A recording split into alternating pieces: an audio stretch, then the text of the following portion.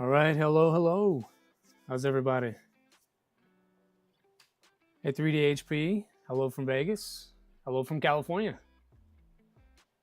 Just getting set up here. Like always, if this is your first time coming to the stream, there's always audio problems in the beginning, so I'm trying to get through some of that right now. But thank you for being here. Today's pretty chill stream. Let me adjust this camera just a bit. I feel like I'm looking up at you, and that's a weird kind of deal. So I'm gonna adjust a little bit, something like that. Party time, that's right, just another 3D printing. Hey, thanks for being here, buddy. So today is, what is it, daylight saving day, daylight saving time. So everyone is probably still sleeping, getting that extra hour. Hey, Rob. So I'm up a little bit early, a little bit behind timeline here, getting started this morning. I got caught with daylight saving time as well, but we're here, we're doing it. I don't know how long we're gonna go today. Always the rule is I try to be right around the 3-hour mark. We may go a little less than that as people start to flow in a little bit. Goal for today, to get through a lot of, yeah, good morning.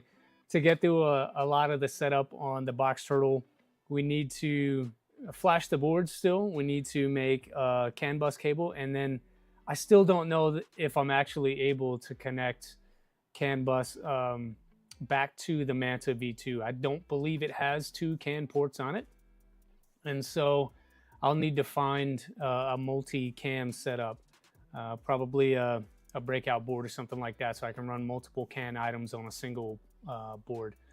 I know that I have one. I really don't know where it is. So we'll get as far as we can today, and then I may have to make an Amazon order to complete the build. So over doing box turtle at this point. I'm ready to be done. So probably going to do as much as I can off stream during the week. It's just been a crazy week for me. But for you guys, how's everything been this week? Get a lot done? Any projects completed? Got a couple people on. I see 3 folks. If I have Wagos, I can just splice. That's a great idea. I do have Wagos. I had not considered being able to splice them like that. And honestly, I don't know for sure if that would just combine the signal. You know what I mean? So would it be able to pull 2 different UUIDs if I were to splice the signal that way? Because I have a drawer full of Wagos, or the off-brand version of it. So this is unopened and unused. I got this one on Amazon, and it comes with a lot of different sizes in here.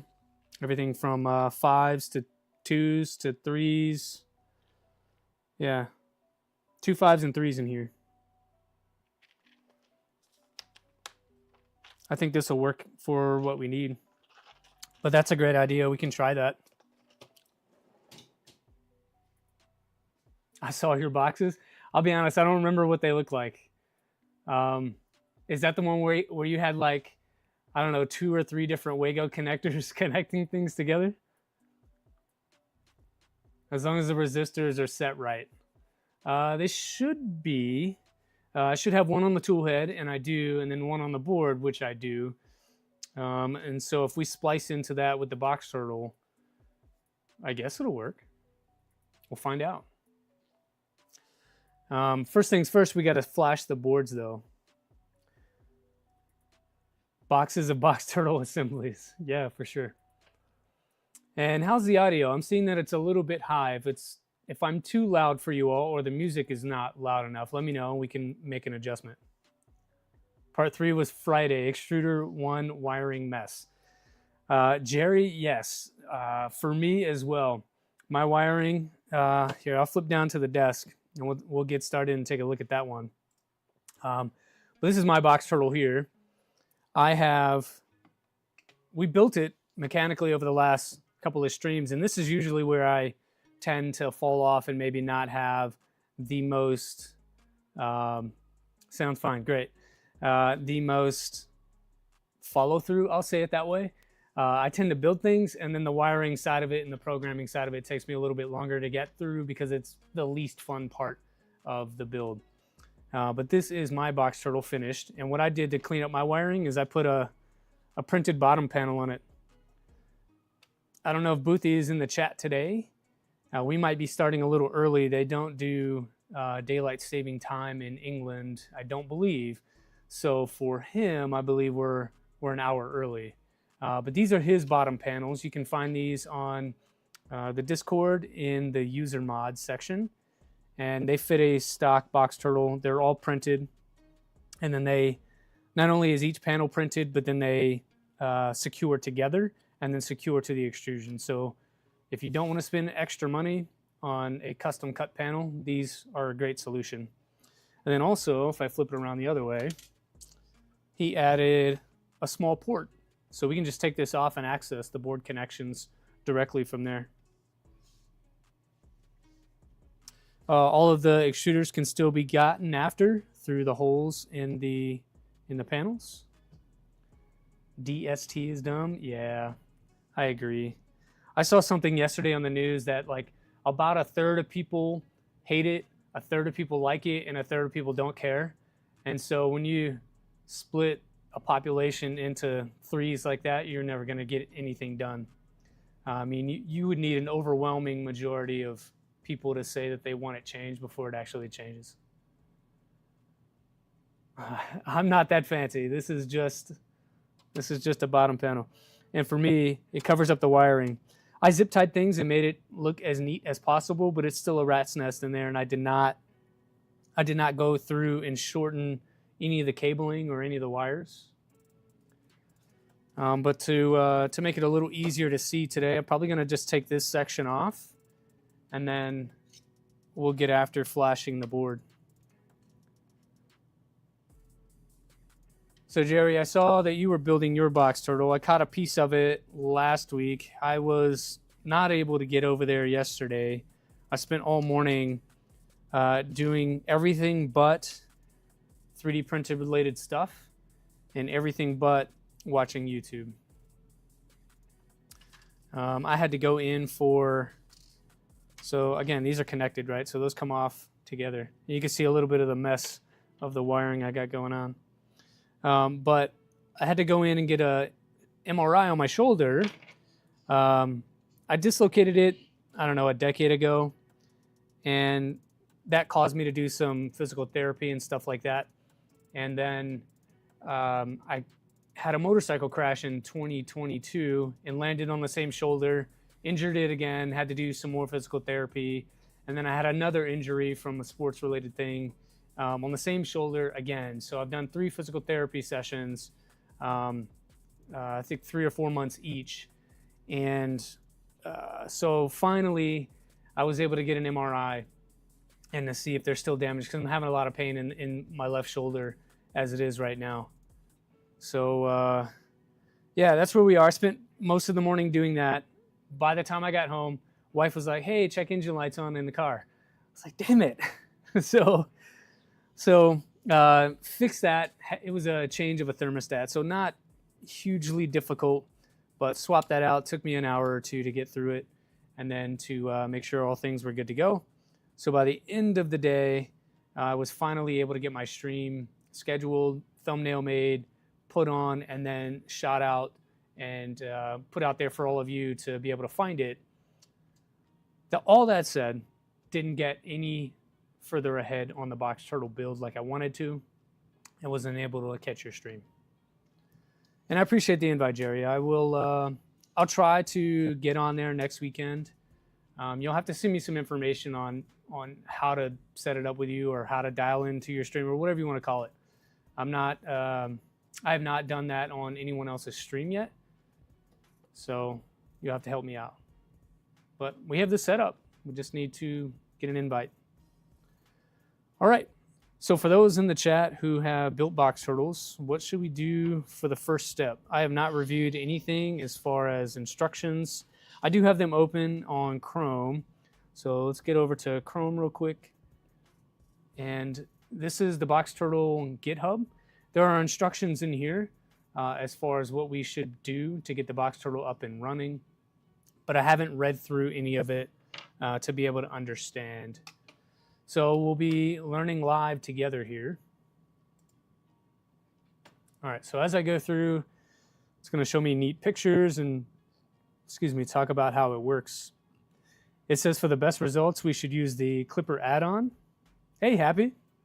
You didn't know it was a thing. Yeah, so I started about 5 or 6 weeks ago in January. Started streaming because I'm out here for hours every Saturday and Sunday anyway, most of the time. And so why not stream it, talk to some folks, or really kind of myself, but hopefully answer your questions and show off some of the stuff we build here in the garage. Might as well. Hey, here's a plug for you, Happy. One sec. Check this out. This is the panel you made for me. I hope you can see that. But this is the panel. Got the logos at the bottom on my click-clack door. And then I was able to find on AliExpress a CNC'd click-clack door handle. So it feels much nicer. But we've got that on the Trident. So the second, the second panel that you cut for me actually worked. The first one, not so much. I thought Jeremy said you had to do it or he was going to whoop you. I wouldn't say that he could whoop me, but I think he was probably encouraging to do it. We had talked offline about how I should start doing streams and whatnot because that's what I'd spend a lot of my time doing, but I didn't have the equipment or the setup to do so. So it took me a couple of months to get it started. And then once I started, here we are. Send the link. What link? And thanks for subscribing, Happy. I appreciate it. Oh, the link for the CNC handle? I can do that after stream. Just DM me on Discord, and then that'll be my reminder to shoot you a note. But this AFC clipper add-on, I did get that on there. It was pretty straightforward. You just kind of follow the instructions. So if you click the link, it'll take you over to what you need. So you go over to the add-on GitHub, and then you just follow the installation instructions here. I've already done this on the Trident, and everything installed. I have the AFC configs in there. I have the macro variables and the Turtle 1 config, and I can show you that here. So this is the Trident, and I have all of the AFC stuff right here to be able to go. It was pretty straightforward. Just follow the prompts, and you don't really need to know anything about it. I do need to add this Moonraker config. I didn't get that far down before I quit, but I do need to add that to my Moonraker, so we'll come over and add that into here. I don't know about you guys, but I like to have my stuff in alphabetical order. It's a weird thing. It is completely unnecessary, but that's how I am. So we'll put it right here. AFC software. The instruction for flashing the AFC light is on Isaac's GitHub. All right. Hey, Sparks on tap. Thanks for coming in. 3D printing guy, thanks for the subscribe. Every single one helps. I think that puts us almost at 200. I think if we can get 2 more, we'll be at 200 subs, which is the goal, actually, or the initial goal. Yep. AFC software is in Moonraker. We'll save and restart that one. And then we'll go to Isaac's GitHub as suggested by just another 3D printing guy. 202, man, look at that, smashed it. And we only been streaming for 15 minutes. That's awesome. Cut some extrusions for your turtle. Hey, Happy, what I normally do, if I don't want to cut extrusions, then I'm okay with 2020 black and then having them not be super accurate, like not cut on a mill. What I'll do is go to Zyltech, and you can custom order lengths, and they ship to you. You'll have them within a week. They'll do silver or black, and they also do 2040, I believe, and I think you can get 3030 if you're into that. You're not going to get the fancy colors from other, like you would from other places, but you can get plain extrusions cut by them. Hey Zombie, welcome in. Boxes and turtles today. Yeah, we're going to try to get through as much of the config on this as possible. I'm really trying to get this thing done. I want to start using it and throw it on the Trident now that the Trident is playing nice. And so we'll get as far as we can on this one. Not really sure where the flashing instructions are, so I'm just going to go to the description of the AFC light, and there we go. That's the repo there for the box turtle, and this is the one for the AFC light. You can close that. Steve will be happy. Is he pressuring me to get my box turtle done? Is that why? I know that he's already finished his, and I'm a little bit sad about it because I was hoping to win one, but I've lost more than I've ever won. Okay. Manual. Here we go.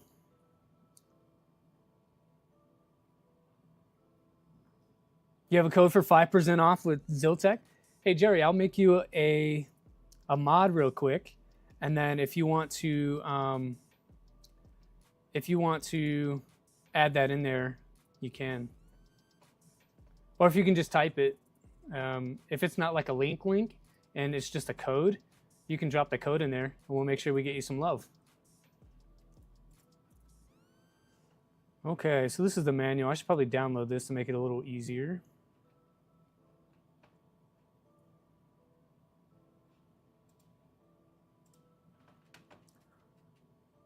All right, so flashing. Something that we had talked about was splicing the CAN high and low wires. And so I think we'll flash for CAN with Catapult first. And if I can't get that to work by just splicing the cables, we'll run it over USB. And I do have a pretty beefy, USB cable for that. So if we need to do it that way, we can. I just wish there were, so I know that some boards have multiple CAN ports, so you can plug in multiple things. I wish that the Manta had that. I want to say that's probably the #1 thing that is missing from that board, other than USB ports. So even right now, I had to unplug the camera on the printer and then unplug the clipper screen so that I could have enough USB ports to be able to even flash this thing.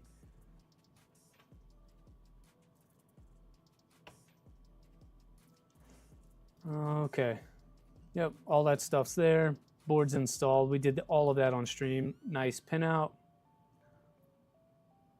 We do have the jumper in place, and it says keep it at buck. So let's see.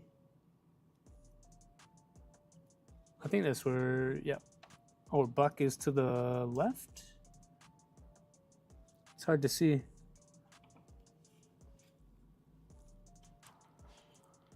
Probably should have done this before, but yeah, buck is to the left, so switch to the left. I'm missing some of your chats, and for that I apologize. The screen is just a touch too small. Let's see if we can adjust here. Good morning, Tin Talon, welcome back. I know you've been here before. Good to see you. Remember, with USB, you will need to supply 24 volt also. I know it'll be doing all my box. Yeah, I'm aware of the 24 volt requirement. I have capacity to be able to do that more so than I do the CAN high and low. I'm a little bit nervous about splicing them, but I do have extra CAN cable if I need to completely rebuild it. Okay, first we're going to do this, and we're going to use the esoterical online stuff. I have that one bookmarked, so we'll come in here and do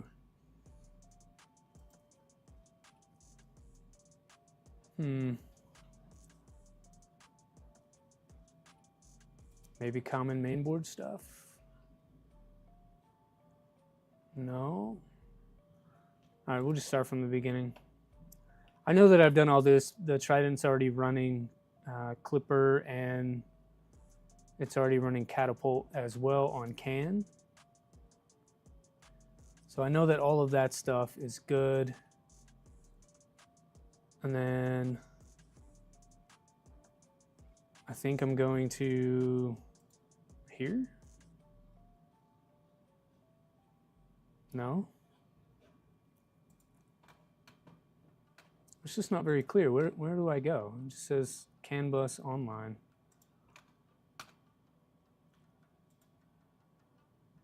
Well, I guess I'll just type that in there. CANbus.online. That's where I'm at.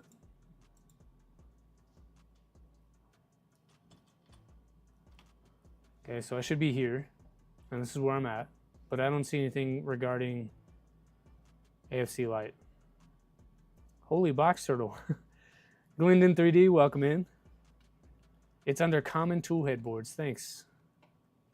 Common tool headboards. Here, this one you mean? Or actually this one. Okay, so they're calling it a tool headboard. All right, maybe an edit to the manual. Just add this entire, that entire URL in there. All right, so jumper is installed. Put the AFC light into DFU mode, connect it via USB to the Pi using the USB-C port, then hold the boot button, press and release the reset button, then count to 5 and release the boot button. Okay. Stand that up. And I already have the, let's move some stuff around. Good morning. Hey JPP, we are flashing the box turtle today. All right, so I have the USB cable already connected to the Trident. Plug it in, I don't see anything. I don't know if things are supposed to light up, but see if I can get in here with some ceramic tweezer. So let's press and release and then hold boot for 5 seconds.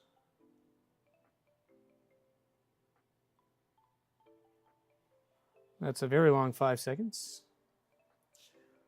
But I don't know if I should be seeing lights on the board or anything. I don't see anything at all. I hope that's normal.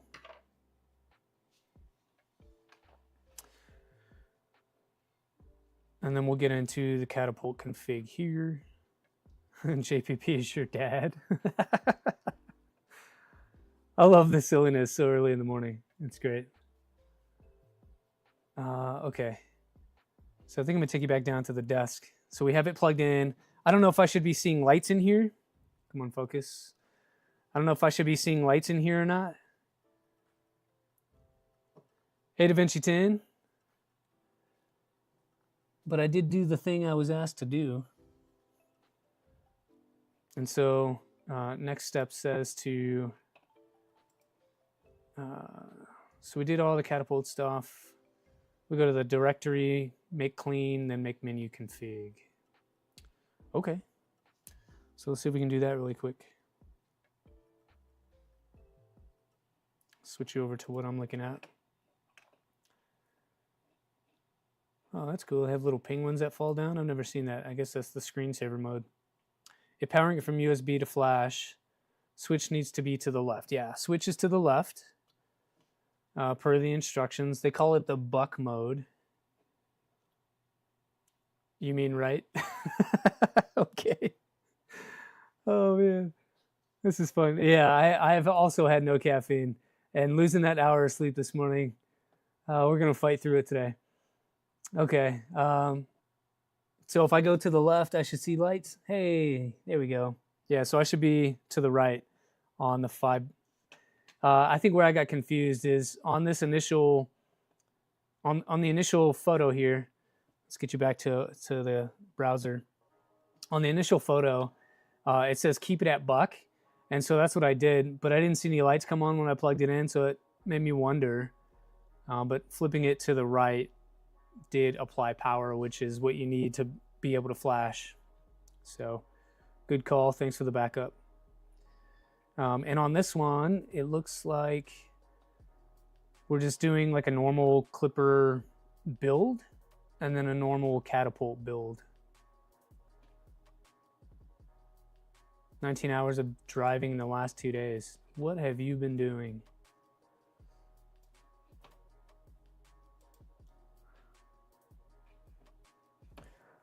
All right, I'll show you my SSH. We'll see if we can make that a touch bigger. I got to be able to see, and I'm working on a single monitor. So we'll make that as big as we can. You guys will keep me on track and make sure I'm doing this right. Just remember, after I'm done flashing it, switch back to the left. We'll go. Drive to Florida and back? Gross. Just gross. Okay, multitasking not working. Brain so slow. Okay. First things first, we have to go to the make menu config. I'm going to actually pull this out of here. It says to go to Clipper. All right. I need to open the PDF on the side here. Trying to flip between windows is not working well. So I'm just open this as a PDF. We'll see how that works out.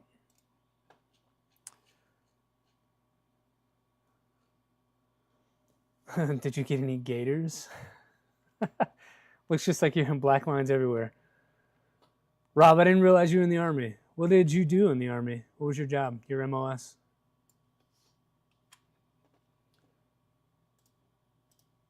All right, so we're gonna switch to a Clipper directory, and that's not the right one, so we'll do this way, and then we're gonna do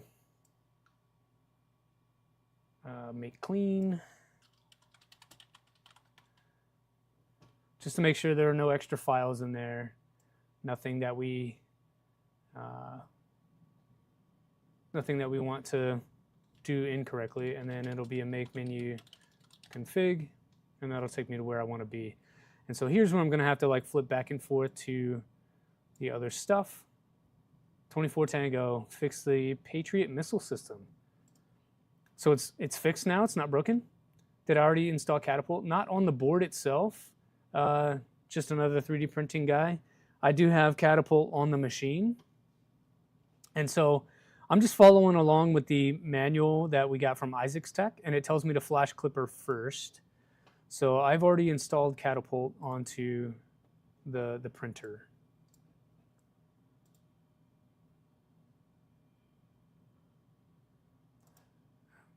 And if I follow along with the esoterical guide, it's the reverse. It tells me to do Catapult first, and then it tells me to do Clipper. So I think it's fine. We can do either or actually no. I think we should probably do Catapult first. That's how I've done it every other time that I've used CAN bus for anything, is flash Catapult first, and then flash Clipper second. Okay, so you're confirming that that's what we'll do. So let me get back to the window here, and we'll quit this one. We'll go to where we should be. We'll do Catapult first.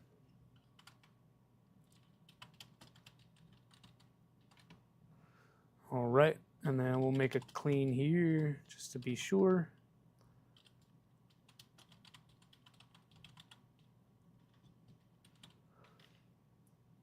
You like USB connected stuff? It does make it easier, but I do like the CAN bus stuff because I can run a single cable. So I have the cable here. This is just standard twisted pair 4-wire cable.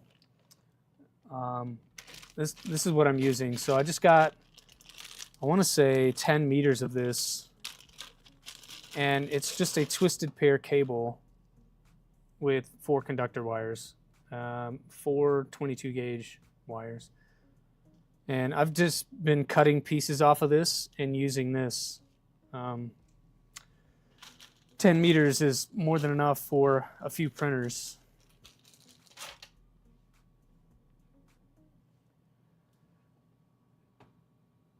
I can also daisy chain USB. I could. I think the problem that I have with USB is that it's 5-volt powered, and so it can only carry things so far, and then the more that I connect, the less power I get from each connected device. So then I have to run an additional 5-volt power source, whereas with CAN bus, it carries its own 24-volt power and ground with it, and then it still communicates the same as a USB would. It's a little bit of setup on the config side here, but it's not too bad. All right, so we're in here, and the catapult settings should be USB versus CAN is the area I haven't dove into. We're gonna be giving it a go. Yeah, I think either are fine. You just have to worry about, that 24-volt.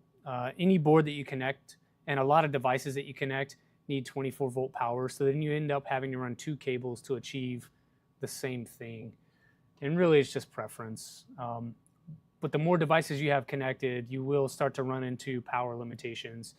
And for example, on the Manta board that I'm using in the Trident, there's only 2 USB ports.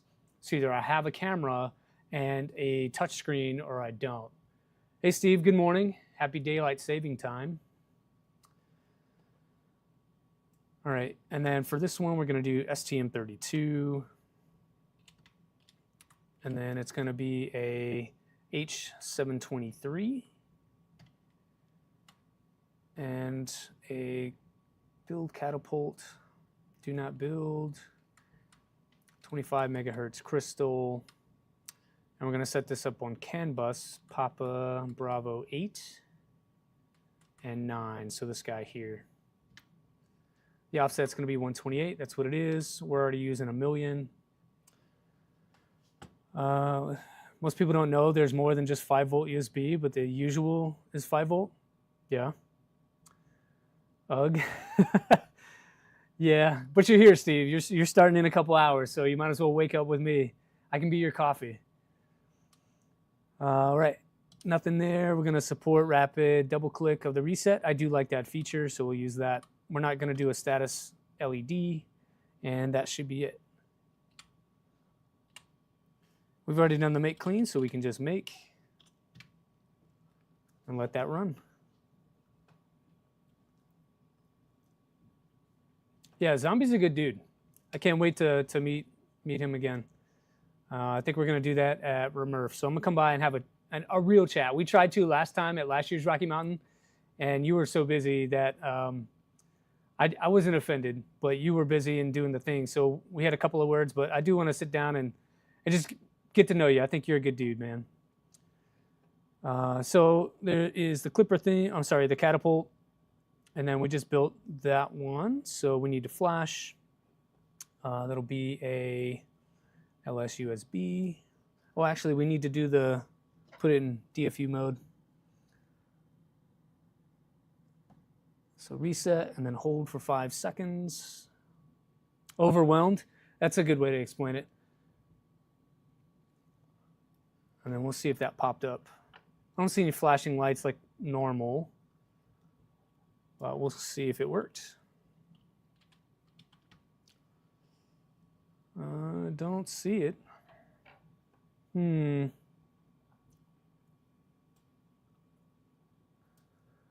the AFC light, hold the boot button. While holding it, press and release the reset button, then release the boot button. We did that, but I didn't see anything.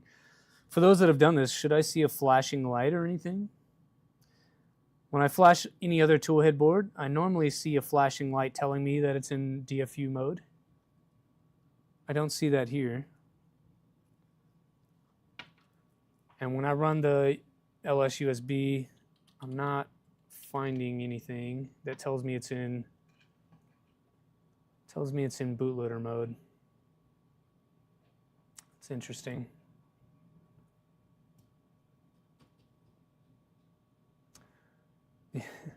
At least you're honest. Yeah, at least you're honest. Anybody have any ideas on this one?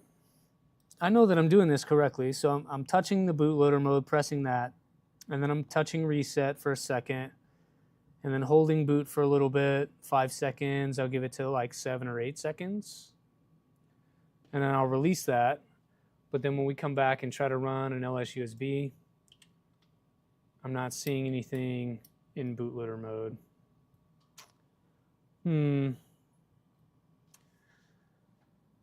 USB cable's plugged in. I am getting the blue light. Not sure if you can see that on the camera. But we are getting the blue light on the board itself. So it should be working. You only waited a few seconds. Is a few 5? Because we did 5 seconds. But we can do it like normal and just touch and let go.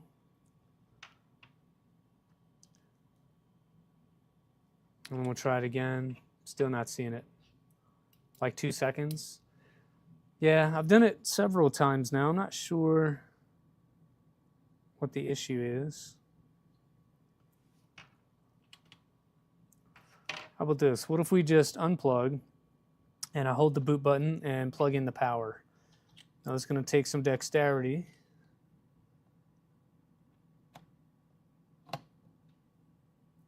But we got it. Let's see if I can do it. No, nothing.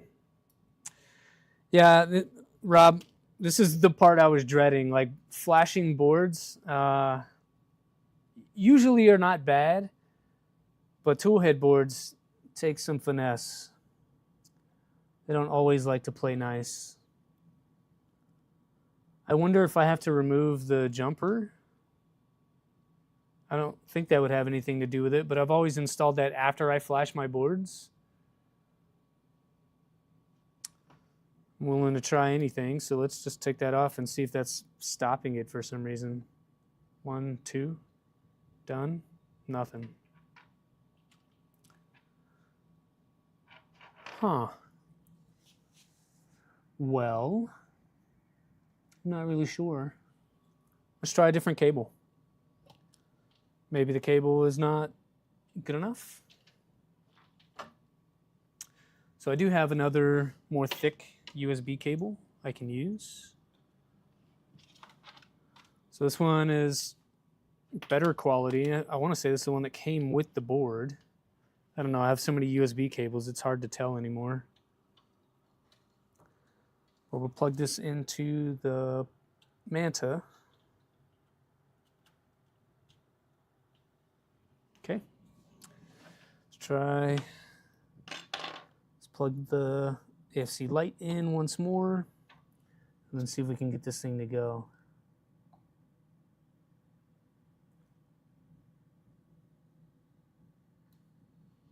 I just wish it was like a flashing indicator or something like that. Did I try holding boot, then pressing and releasing reset? Yep, that's what I'm doing. And there it is. So it turns out it was the cable. So the other cable, not so good. This cable plays much nicer. I had a feeling that might be a thing, so I'm glad we swapped that out. Hey Boothie, you're good, buddy. Thanks for being here. Yeah, the time zone thing, it is daylight saving time in America, and so we had to fall back 1 hour. We lost an hour, which means everything starts an hour earlier. And then 6 to 8 months from now, we're going to do it in reverse and everything's going to start an hour late. So sorry about the heads up on that one. We talked a little earlier about how crazy yesterday was. I should have sent you a heads up. Trash the cable. Well, the cable I can still use for charging and things. I'll just move it out of the way and keep it off the desk. At the very least, I can repurpose it for something else. But we did move it out of the way. All right, so we have the board now, and it's in DFU mode, which means we can flash Catapult. So we did the thing, LS-USB it is, and then now we got to do this long, let's see if I can copy all this stuff. This long command. I'm using the PDF document in the background to copy and paste this stuff. You could, if you wanted to prepare, you could just put it all, print a tag that says charge. That's a good idea. Or not for CAN bus flashing use for charging only, something like that.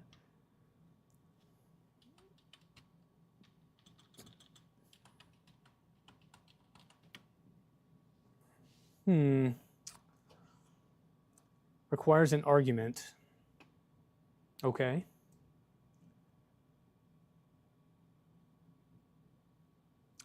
Well, I mean, we just copied and pasted what it told me to do.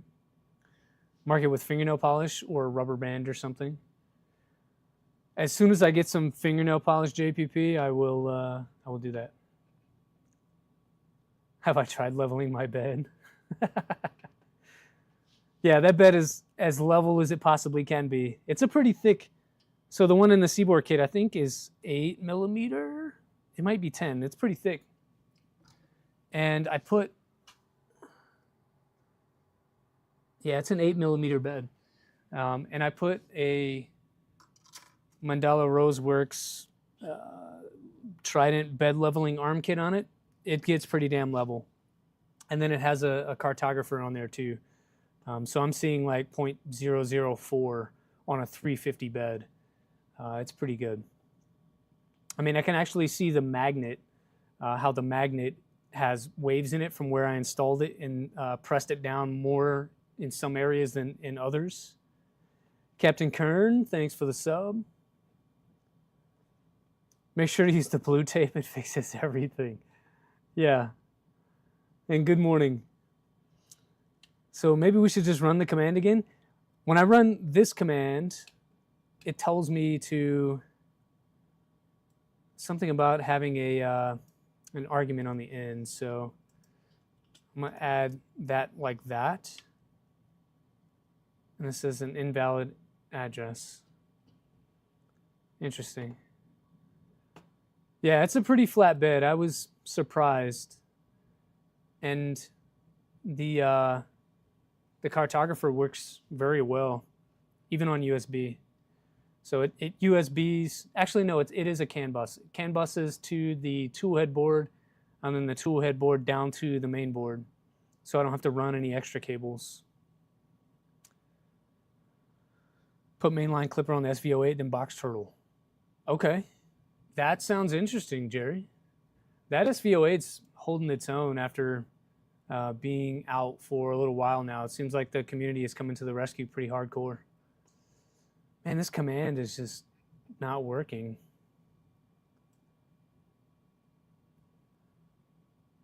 This is verbatim what is in the manual. It's literally a copy and paste, but when I run it, I get an invalid DFU suffix. I'm not sure what that means.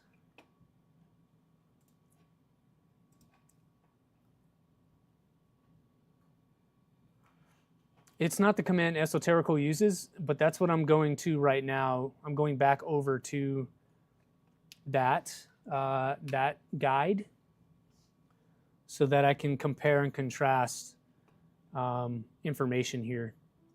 So looking at the guide, I'm already in DFU mode and everything, and it seems to work as advertised. We have done, oh, well, so here's the difference. The manual, I want to say this SKR SEBX because I own one is correct because that does have the 723 processor. So I don't know that that has anything to do with it. The CAN bus is fine. All the rest of this is fine. The difference is this status LED. We didn't set that, but I don't know that I need to. And then it drives me back to the master GitHub over here, which takes me again to the same manual that we were just using. So it's a circle of information.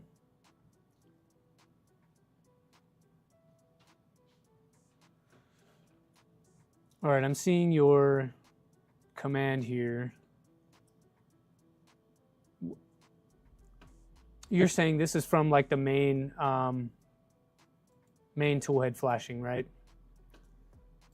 Like from this page here. Once I get it into DFU mode, it's telling me to do this. We could try that. So the the manual for AFC Lite is incorrect, is what I'm picking up. So let's try that one. That seems like it's going. Hey, look at that. Use menu configs from Esoterical. Okay. I mean, the only thing we didn't have correct was the LED indicator. Everything else seemed to be fine. Follow the guide. Make sure to not use the newest 3.0 version and works like a charm. Okay. Yeah, just another 3D print guy that seemed like it worked. What's up, Low Sync? Welcome back. We're doing flashing on the Box Turtle AFC Lite so that we can actually put this on the printer and see if it works. So then it says, after it flashes, do the things. Catapult is now installed. Shut down your Pi, power off your entire printer. Take out any jumpers. We didn't have any. And then see if it's on the network. You should see a found UUID with application Catapult. Why is all the open source community stuff named cool stuff and factory stuff is all random numbers? I agree. I agree. Hey Keela, welcome in. Good morning. Happy Daylight Savings Day. Let's see if I can put this this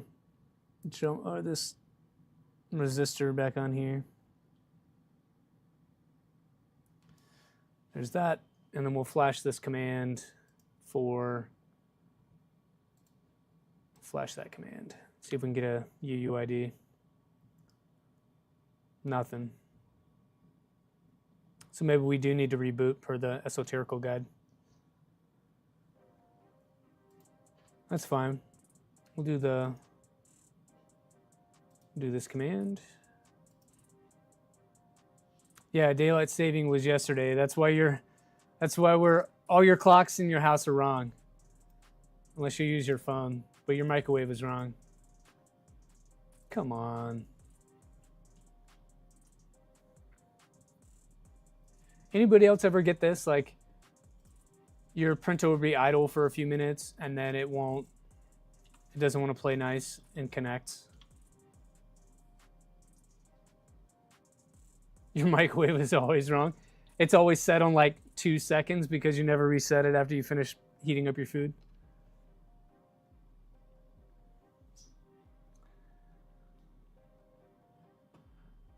Keyless says that you like it because you get an extra day.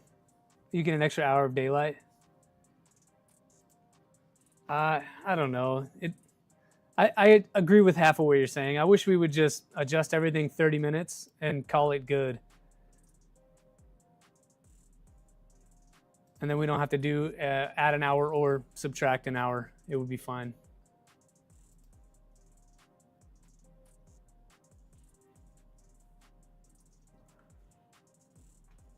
That explains why you woke up early as shit. Yeah. Same. I was up, so normally I'm up at 4:30. I was up at 3:30. But I got a hint last night that it was daylight saving day. I don't know what we're saving, but we do it twice a year.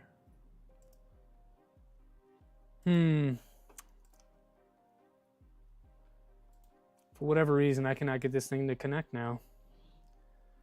Let's try this. Let's just unplug the Box Turtle.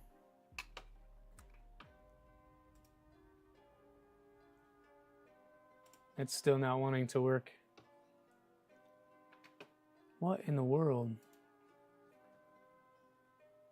Just power cycle. Yeah, I'm worried about corrupting the SD card though. I know you can get away with it a couple of times, but not a lot.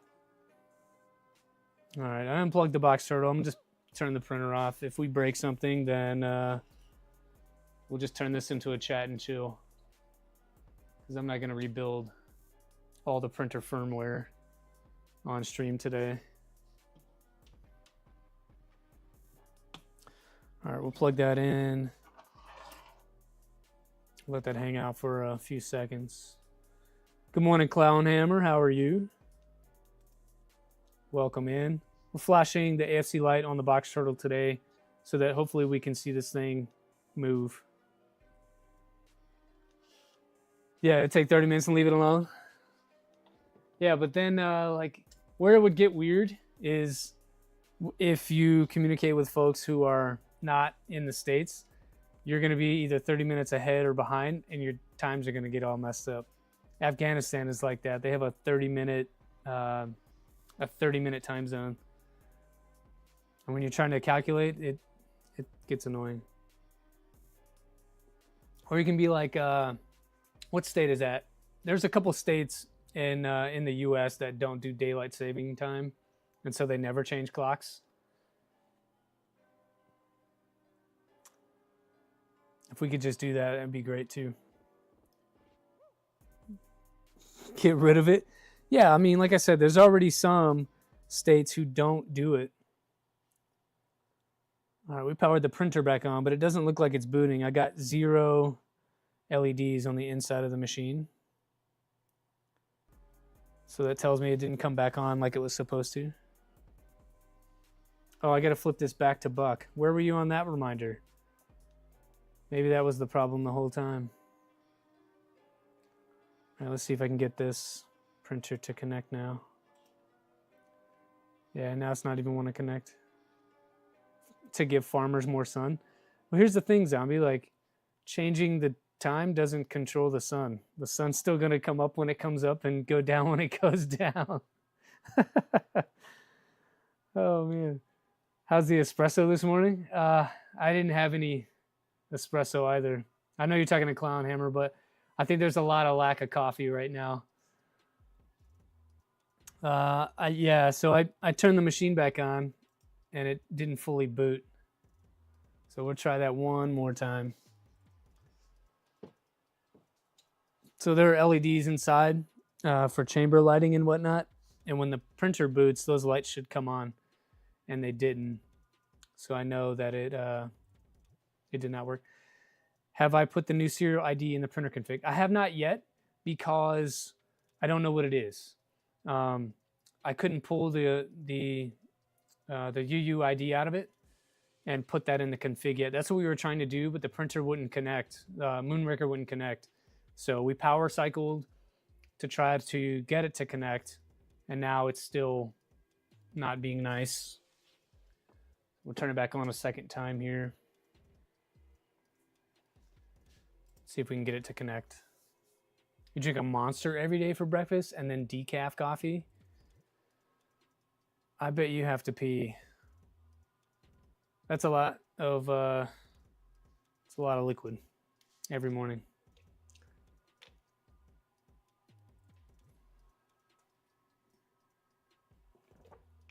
Farmers sit in the tractor watching TV and use GPS. I have no idea what farmers do, but if that's what they do, that's not a bad gig. Kind of like it. It's not set up to look for the AFC light board. Yeah, but it should still boot. It should just give me an error in Clipper. I need to find the ID and insert into AFC Turtle 1. Okay. But if I can't connect to the printer boothy, how can I pull that? I can't put it into the config is what I'm saying. The printer won't connect. Let's restart. So like if I come in here and I go to, what did I have last? None of that. That's what we did yesterday. I need the UUID, so the CAN bus query side of things. So I need this one. So we did the shutdown, and then I need this part here to be able to put into SSH.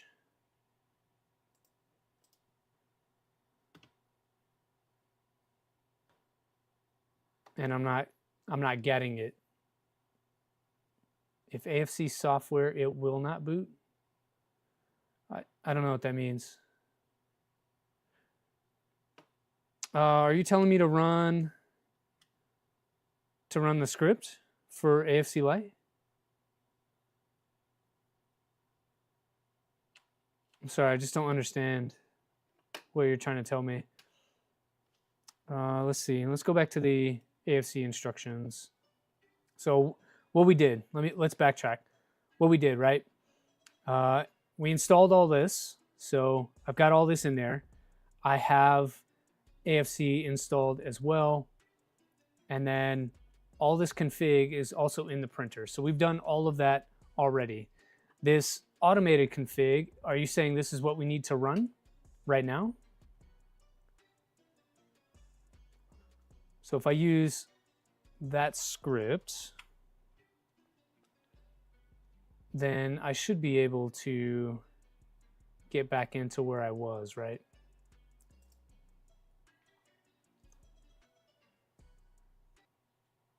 All right, so there's the script, not found.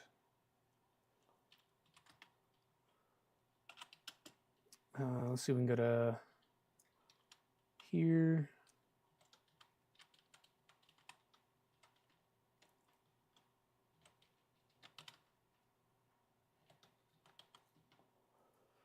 I'm gonna run that script again. Not found.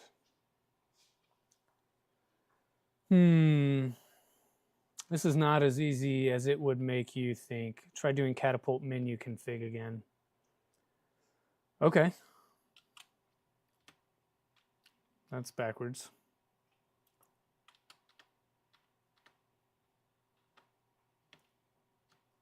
What did I do?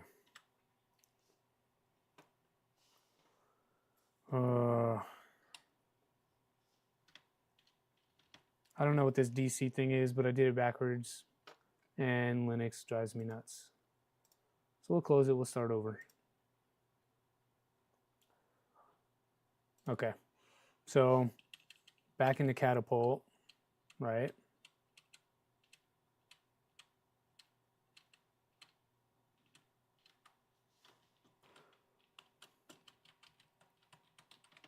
Okay, and then you want me to do the menu config?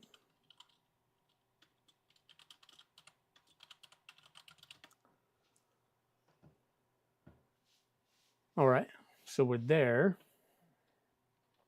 And we have, so I saw this on the esoterical guide. We didn't do that the first time. So maybe I should do it again just to make sure, and we'll flash again. So if I come over here,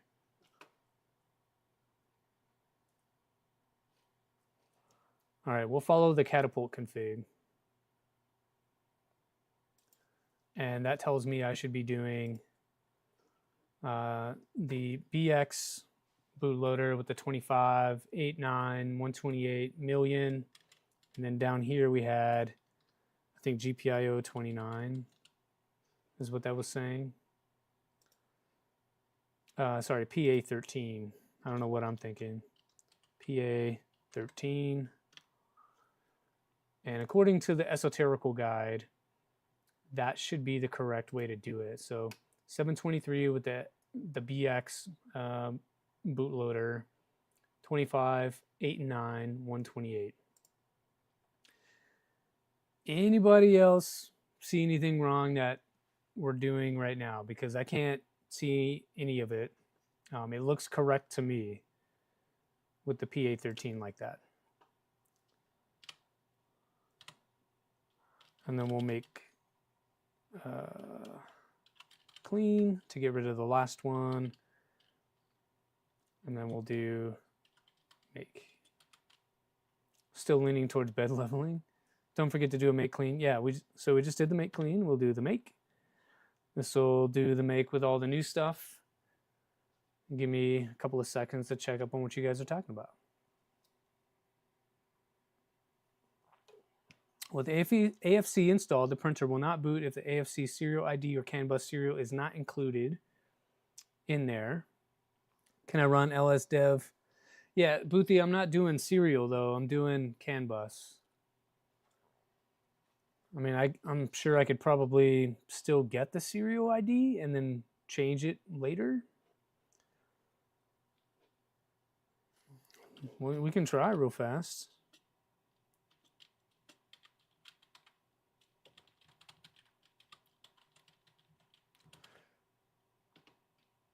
I probably need to put it back into bootloader mode.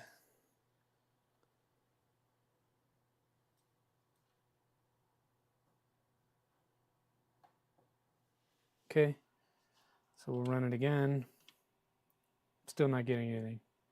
Still need the CAN bus serial and the AFC config. Yeah, I'll tell you, dude, I don't know how to do what you're asking me to do. I can't look at anything on the printer because the printer will not boot. So again, I'll take you back to Chrome. I'll show you what I'm looking at.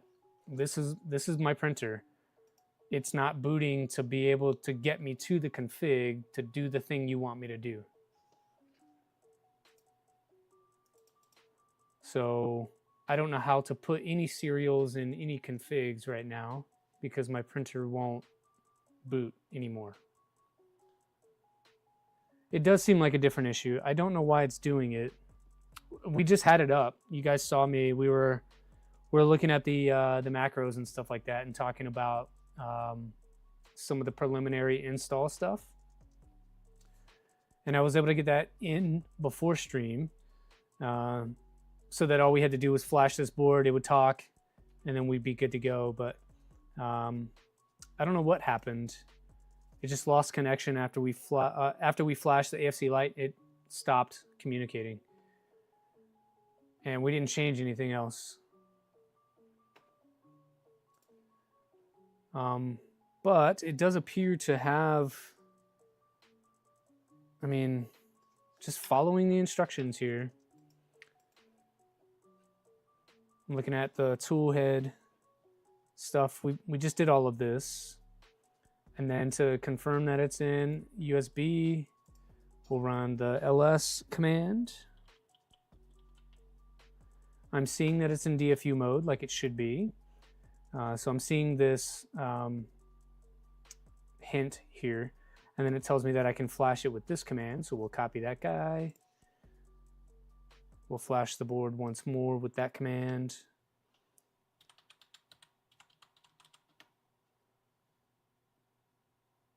What CAN adapter am I using? So there is Kiao, or however you want to say it, on the Manta. It's running CAN bus bridge mode because it's a Manta with a CM4 on it. So it's running in bridge mode. My toolhead and cartographer both run on CAN and they work just fine. This one I have plugged in via USB to be able to flash it right now. So it says that it flashed on the SSH tool. And so now that it's installed, we click the next step and it drives me down to shutting down the Pi. And this is where we turned off the printer because as soon as I flashed it, the printer stopped talking to anything. And we ended up where we are right now, where Moonraker just won't connect for any reason. And so you have camera over MOBA Xterm can't see. Should be on Chrome right now. I'm looking at Chrome. Disconnect the AFC, reboot the printer, change stuff in the config. Yeah, so we'll try that once again. We've done that before as well. So I'm going to take it off of the USB side of the printer itself. So I have the USB unplugged from the printer itself. And I'm going to turn the printer off. There we go. So printer is off. AFC light is unplugged. Yep, so I've power cycled. And so to run it back once again, printer was working, connecting just fine. We flashed the AFC light. As soon as I flashed that, tried to go back to the printer to put in serial numbers or anything like that, would not connect. Don't know why. Power cycled the printer anyway, and now the printer will not boot. You have to disconnect the USB and connect your CAN cable now. Right. The problem is I can't verify even what the UUID of the board is. So even if I connected a CAN cable and things were talking, I still can't get into the printer itself to be able to input anything. Did I flash the correct device? I hope so. It's the only one that I had in DFU mode at the time. I mean, nothing else was in DFU mode. And if you remember, when we first started to connect and try, we were looking for the USB, and I couldn't find it because we had the bad cable. So we swapped cables. It found the new AFC light board. Again, only thing connected, and it was in DFU mode, and that's the one that we flashed. Yeah, I'm a little lost too. We'll figure it out eventually. But we'll see if the printer will boot now. So I'm still going to leave the AFC unplugged from the printer. Turn that back on and see if we can get it to boot. Can't use the UUID without getting into main sale. Correct. Can't do the UUID until connected with the CAN cable. Sure. Again, guys, what I'm doing is I'm following the toolhead flashing guide. So once I flash the thing, it tells me to shut it down, remove any jumpers on the tool head if I needed it. I did not. And then connect that and then power back on. I just need the printer to boot right now so that I can make sure that it still works. I'm just trying to turn the printer on. I'm not even looking for UUIDs right now. The AFC light is not even connected to the machine. I just want the printer to turn on, and the printer won't turn on. So whether or not I connect a CAN cable or not, it doesn't matter because the machine won't even turn on. So again, nothing is connected. We haven't changed anything, but it won't connect.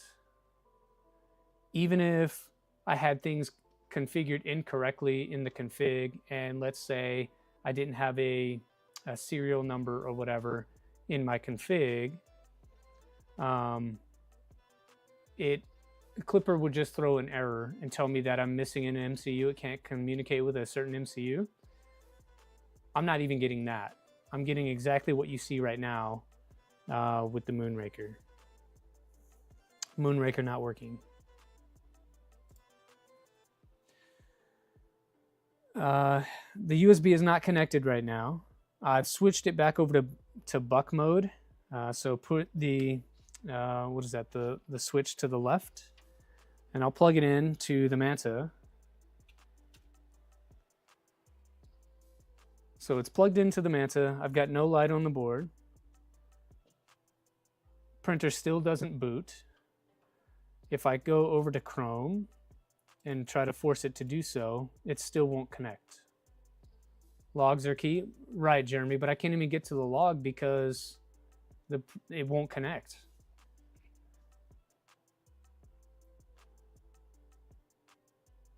I can SSH. I can get, so we're in there now to be able to see the thing. So I'm in here. I've already power cycled the printer.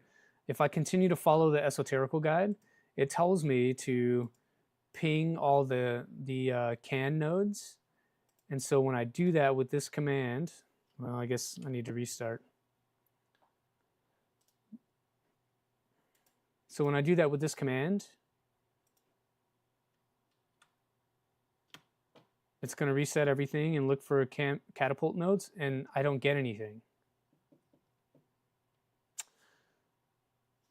Can view the log in WinSCP.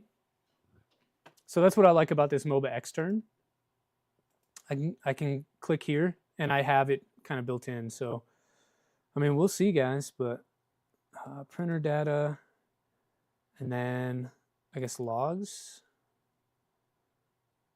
And that is not today. Get the crow's nest log. Yell at you until it starts working again. Yeah, I don't really know what's going on with this thing. It took me a week just to get it figured out to make it boot and start working, and then I spent a lot of time tuning it and whatnot.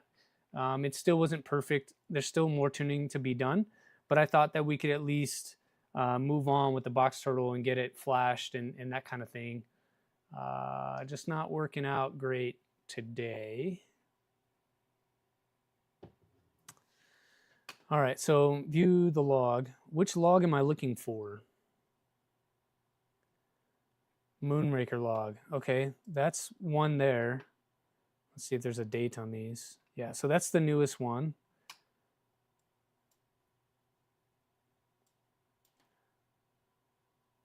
So I can try to view that.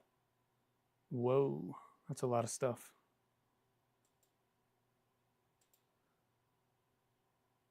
See if I can share this window with you all.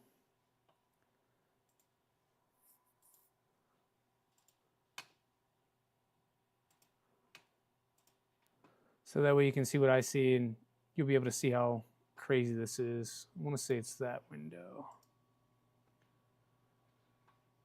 Yeah, so, it won't let me show you this window, but it popped up a new window with a bunch of random crap in it. I don't know what I'm looking at.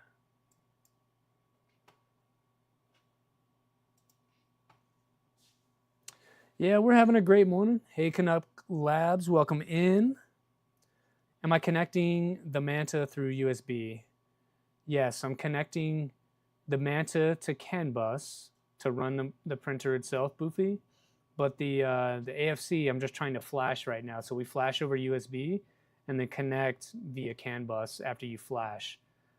I'm just trying to verify that it flashed. And in so doing, the printer itself doesn't want to play nice anymore. And we didn't change anything with the printer, so I don't understand it. I'm trying to pull the log up for you guys. Like I can open it and I can see it, but you guys are unable to see it in the windows, which kind of sucks. It's got like a broken link in here. So that's the window I want to show you, but you can't see anything. It's all black. USB connection to the AFC is the block. I think so as well. But that shouldn't be a block if I unplug it. Like I should be able to unplug the AFC light and then the printer still work as normal as if I had not done anything at all. And it's not doing that. I just really want to show you guys the log here, so maybe there's something in the log that I'm not seeing.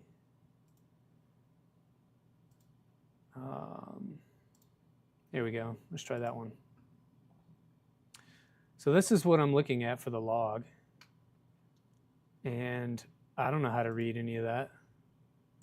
I don't know what that's trying to tell me.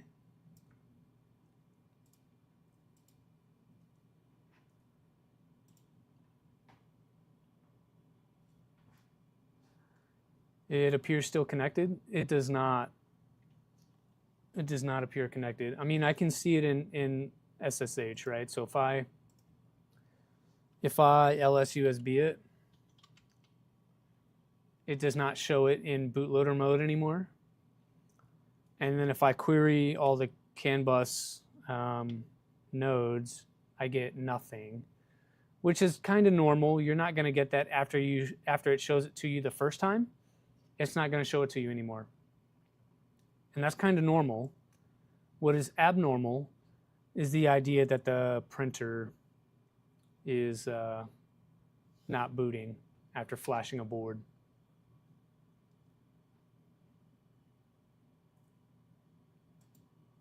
That's where I'm confused. It doesn't make a lot of sense to me because I'm just trying to follow what I see on the flashing guide. Run if config. Okay, let's see if we can do that.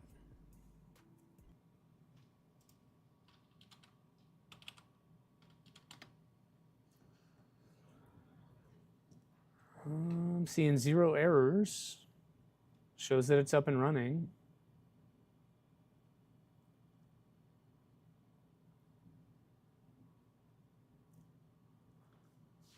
Let's see, try uninstalling and reinstalling Moonraker with Kaya. We could try that. Sorry, just trying to catch up on the chat. See if the hive mind can help us out here. Boothia does still appear to be connected, so it's plugged in. Look for CAN 0 and if config, it's there. USB cable is physically connected, yes. Uninstalling, reinstalling Moonraker. Actual printer is not coming on. Yes, Jeremy, not coming on. Even if I unplug the box turtle from the printer itself, it still will not boot into Clipper. Okay, so let's unplug the USB. That's what I'm seeing next. Don't have much input, so following along. JPP, I'm there with you, man. I don't do Linux, and I'm not a programmer of any kind or a software engineer of any kind, so I don't know exactly what I'm doing at all here. But I do know how to flash CAN bus and those kinds of things. I've done that quite a lot, so I'm familiar with that process. I've never had what we're seeing today happen. But this is what we have. Any other ideas? I still have log over MOBA. Oh, I'm sorry. I apologize. Let's close that. There we go. Is that better? Sorry about that.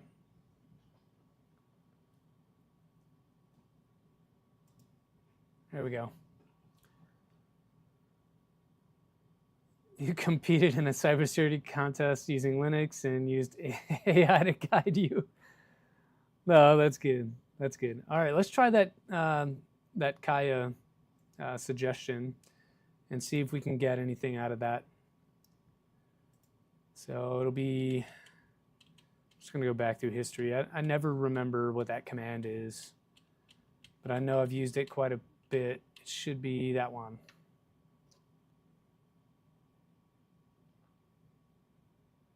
Oh, maybe that's why. Maybe there's an update that we have to do.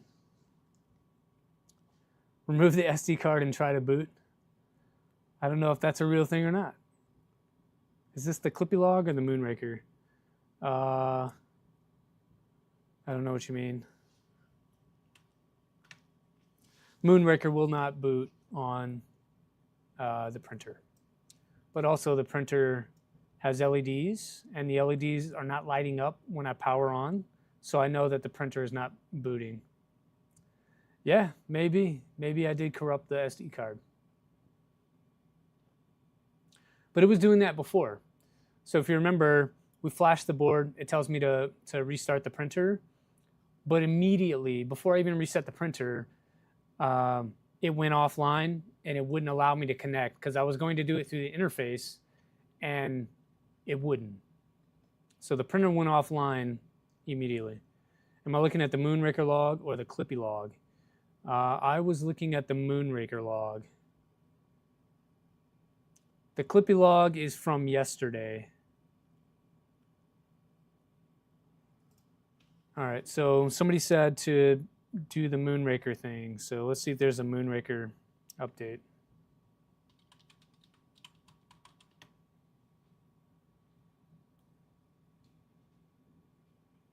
Remove and reinstall Moonraker. Yeah, we're going to try to update first. And if that works, then we'll be good to go. If not, we'll take it out and put it back on. Yeah, so it seems to be up to date. Let's see if the printer will boot now. Yeah, it's still just not connecting. Cannot connect to Moonraker. But that's also probably not because Moonraker is bad. If I'm trying to think about this logically here, I don't think that Moonraker is bad. The printer just will not boot right now. So it's not even, how to explain this? It's not even going to Clipper. So that would explain why I can't connect to Moonraker.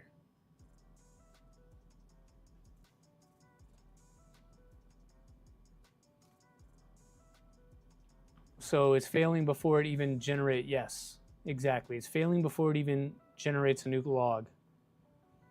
The printer will just boot with the AFC installed, uninstall AFC, and start again.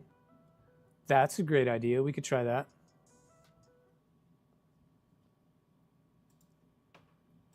I mean, what other options do we have at this point, right? So let me pull down the code from the uninstall GitHub. I see yours in the chat, but I am unable to copy and paste that from the chat. So we'll do it this way. Invalid. What is happening? I don't understand. This is the point where you normally back up your UUIDs and reflash the Manta. Yeah, I can still get to the printer data over here. So I come in here and grab this. I can get my config from here.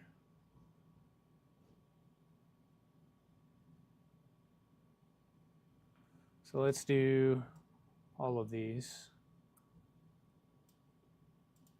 Download those somewhere safe.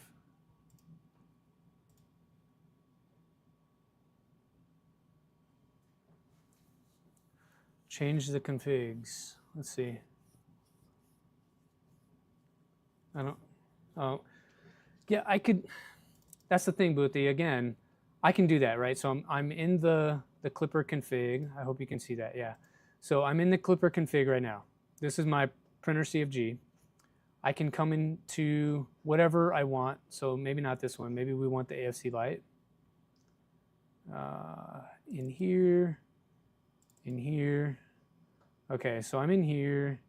I see my Turtle 1. That's not the right file. Let's try the Turtle 1 config. All right. So I'm in here, and it's asking me to replace with my UUID. I'm unable to get that because it won't give it to me. And then also with the ls dev serial ID, it won't give that to me either. So if I can't get either ID, I am unable to put it into this config. But you are right, I could do it that way. It just will not give me the numbers that I need to be able to put in there. My gut tells me though, even if I had those numbers, the printer's still not gonna boot. And that's a bigger problem because without that, Box Turtle's dead anyway. So I don't really know where to go from here. I can try to run this uninstall again, but I don't really know. Moonraker should work without a valid printer config. It should. You're right, Zombie. It should boot without a valid printer config. That's not what happened. It's not booting regardless of what we do. But it does make me wonder, someone mentioned this, I forget who it was, but like flashing the wrong board or whatever. I swear I didn't have anything. I didn't have anything in a bootloader mode that I could flash that's on the printer itself. Only the AFC light was in boot motor load, but that's the only thing that makes sense at this point. I don't know why it makes sense. The AFC will stop the boot. All right, I mean, I'm trying to take it out of here. I did the uninstall. So to remove the plugin, you can use the following commands. So this is what we're doing right here. So to remove it, you can run this command. Well, we're running that command and I get an error.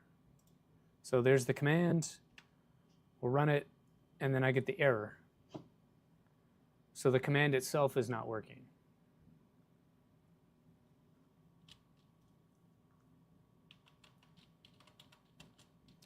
We'll try your command here. Once I see the printer light up and the LEDs come on, I know that it's working, but that's not happening.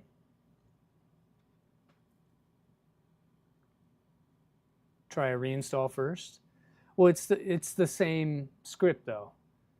So the one that I just ran here, and then this command is the same one that you use to install and uninstall. It doesn't work. So I can't reinstall.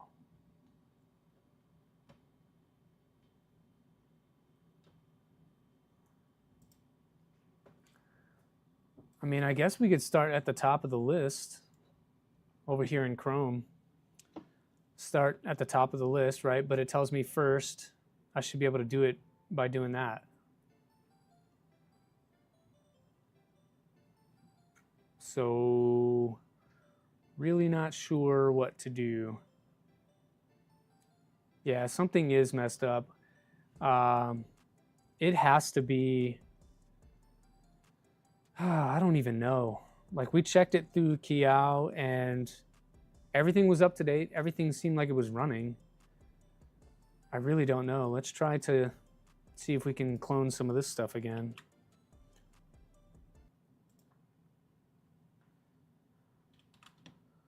So we'll try that. Actually, is that the right directory? Yes. So in the home directory, we'll clone the Git again, and it says it already exists, so that's good. And then we essentially run the same install command that we've been trying to run for the last 5 minutes, like that, and it's still, I'm getting an error. Okay, I'll try your command here. System control status clipper. Could not be found. That's odd because when we did the Kiao command up here, you can see that it is installed. So either that's the wrong command or something else. Lower K? Yeah, you had an uppercase K, so I just followed what you... Oh, I see. I had a lowercase. That's an uppercase there. We'll try the lower as you suggest. Yeah, so it's loaded, it's active, it's running. Clipper seems to be fine. Yeah, I got you, Tech Cheaper. Thanks. I just saw that you had it uppercase, so I just did what you dropped in there. But it seems to be running. I really don't want to rebuild firmware on this thing again. Moonraker. Okay, so should I remove Moonraker Tech Cheaper and then reinstall? Can I do the same status command for... Why is this not going back to home? I don't understand. Try remove and install.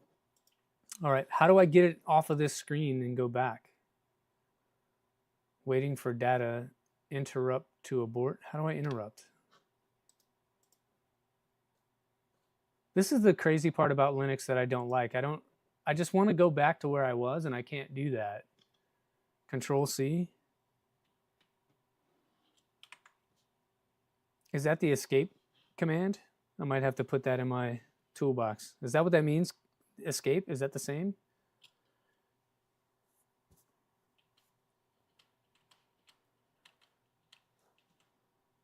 Oh, that's crazy. I have an escape key. Come on. I have an escape key. Just let me use it. First world problems. But we're still smiling. All right. So we're back here. I'm going to remove... Good luck, fails reinstall. No, not happening.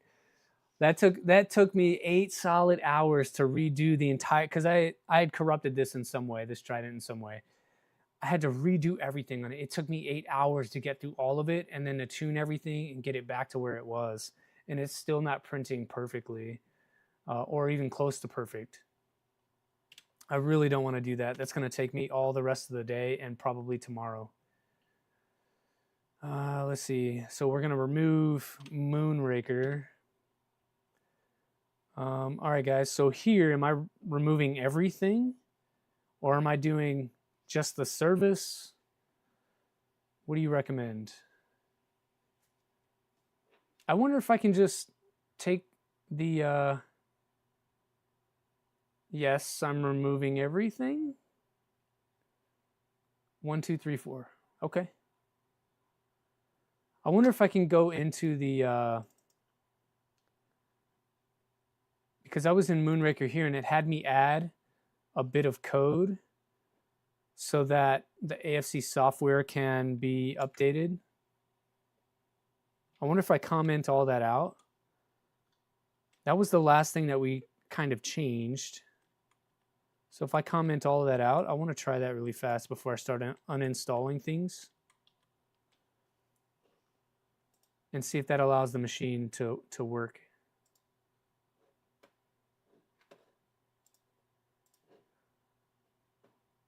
Moonraker's fine, printer just not connected. That's what I think too, Bob. I think it's fine because it was literally working. We didn't change anything. All right, so I commented out the AFC light stuff. And so I'll get out of here. We'll quit Kaya. We'll do the system control, restart Moonraker. Oh, I have to spell it correctly.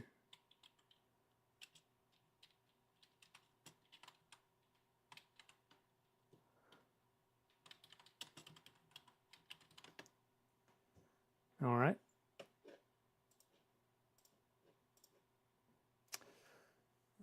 So I'm back on the printer. Nothing. Nothing at all. And that's after we edited the Moonraker config to. Actually, it never saved it. Why did it not save it? Okay, let's see if I can show you what I'm seeing here. Take you back to this guy and do that guy. So I'm in there. And I just need to comment all this out.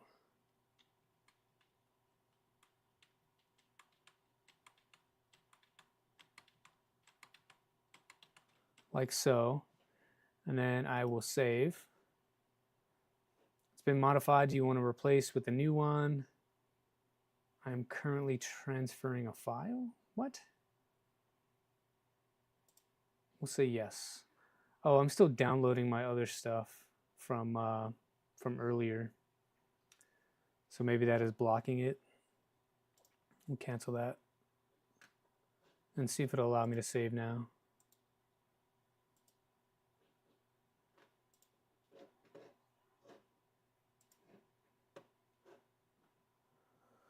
Let's see.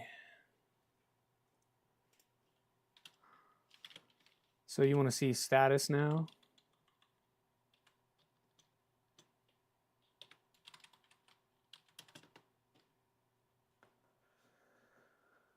Says it's enabled. There's a failure somewhere, status 1 failure. I don't know if that matters. Sudo reboot. I haven't, but when we turn the printer off completely and turn it back on, it does the same thing. Did the output from system control show anything? Yeah, I don't know. Does it show up in LSUSB? It does not. It does not show up in LSUSB. System control is showing it right there.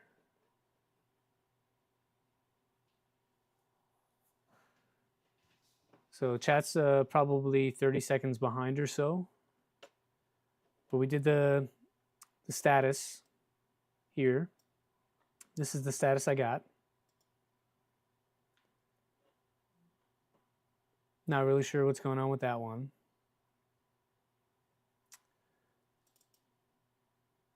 And every time that I am commenting this stuff out, it doesn't seem like it takes, like it saves it, even though I'm clicking save. So I'll do that. I'll hit save. Yes. It updates. If I run that command again, so the status command, that's what I'm getting. Active running, and I'm good to go. So it looks like it saved the Moonraker stuff. I'm sorry, let me try to catch up with chat here. Does printer show up? No, it doesn't. Control status shows what we got. Same cable on the printer. Yes. Same cable on the printer. I don't exactly know what you mean by that, but rebooting the flux capacitor. No one can afford that. If it's not showing an LSUSB, Linux doesn't know it there. Nothing to do with Moonraker. Yeah, that's not the problem we're trying to solve, Bob. We're trying to figure out why the printer's not booting. So it has nothing to do with the AFC. Hey, Shrimp Father. Needs more plutonium. You didn't change cable. I haven't changed anything. We only flashed the board, and then the printer didn't want to boot anymore. So I don't really know what you're asking about changing cables. We haven't changed any cables.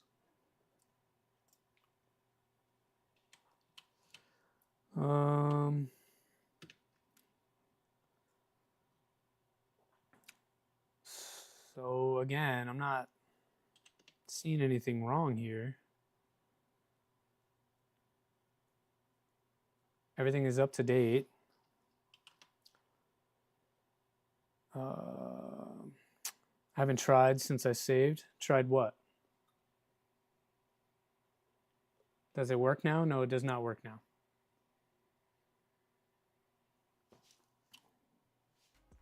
Nope, does not work now.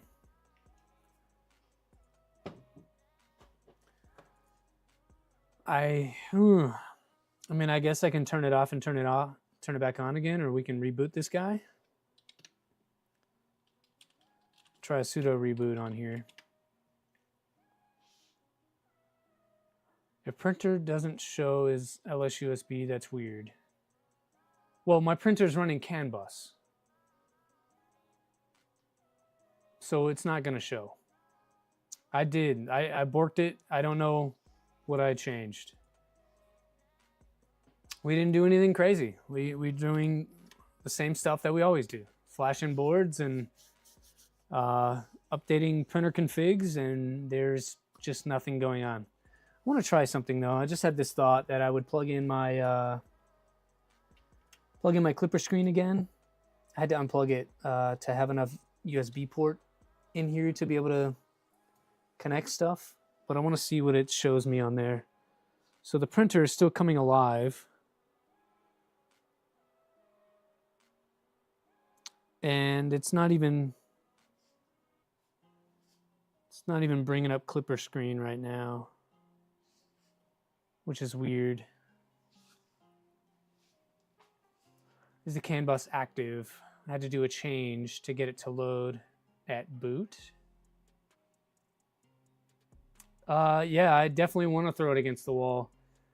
Had I not tried to put this box turtle on there, I think it would have worked just fine. I had it working just fine all week long. I was doing a lot of printing with it. Actually, we printed some parts for the Elegoo over there, and it seemed to work. Comment out the AFC includes. Yep, so that's what we just did. We did the one inside Moonraker. We can do some of the others. So I commented out the Moonraker one. I don't think I ever had it inside. Excuse me. I never had it inside of the printer config to be able to pull any of that stuff.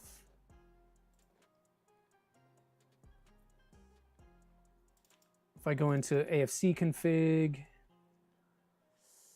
I don't see any includes in here. Sorry, you're not seeing what I'm seeing. There we go. So you should be seeing the printer config right now. I'm not seeing any includes in here. As far as hardware goes, I'm not seeing anything in here. It's not my printer config.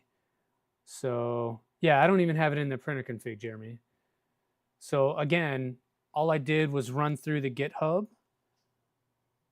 So for those that may have joined a little bit late, this is the recap, all right? We came to the GitHub.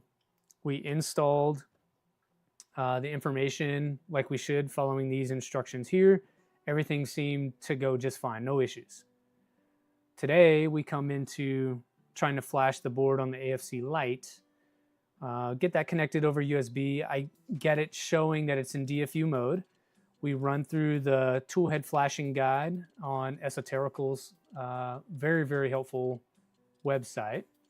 Following the instructions here, we then flashed the board, got some success, and then as soon as the board flashed, the printer itself stopped connecting to mainsail. Or I'm sorry, stopped connecting to Moonraker. Oh, but look at that. It comes back. I don't know what we did. I don't know what we did. That's crazy. Okay, so it has to be, so what I did, let's think about this logically. What did I do? I went into SCP, and we commented out all of the Moonraker stuff that the AFC asks you to put in there. Once I commented that out, we rebooted the printer, and now the printer comes alive and I can actually get into Clipper. So I think we're back to where we want to be. I don't know what's up with that Moonraker stuff. Let me show you what I'm talking about here so that you can see this. I went in and commented out the software stuff here, and now the thing works. That's weird. Maybe we need to set up all the other things first and never turn it off again. Hey, another 3D printing guy, it's been on for the last 2 weeks because I was scared to turn it off. You're onto something there. But we're right back to where we want to be, so that's good. Thanks for helping out, everybody. Whew, had me sweating for a minute. Okay, I'll do it with turtleneck in a little bit. Let me catch up on what you're saying. Look at the bottom near the auto configs. Okay, Boothie, we'll do that. Printer config. Down here. Not seeing it. Not seeing anything to do with Box Turtle or AFC Lite.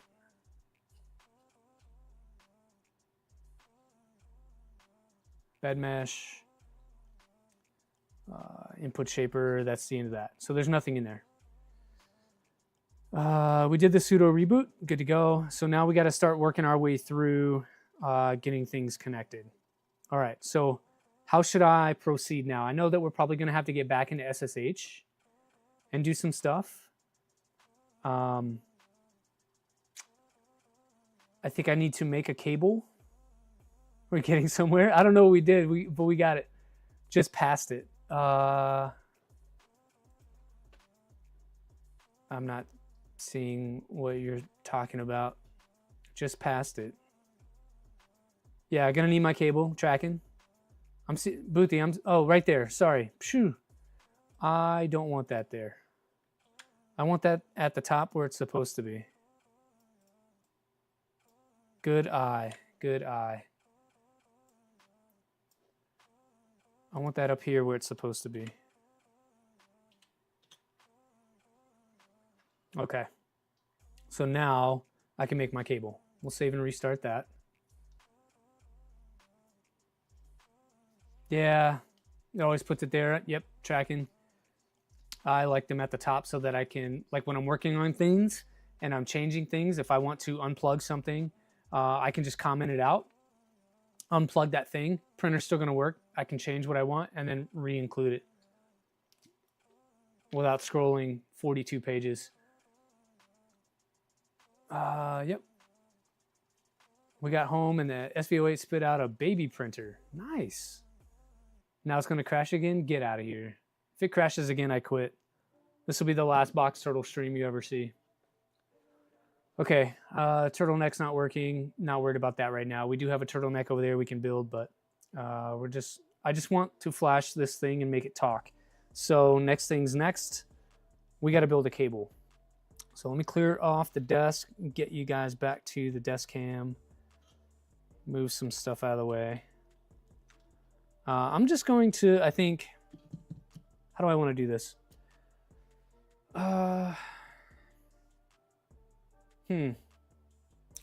We do have cable. I know that I need to make a connection to go to that.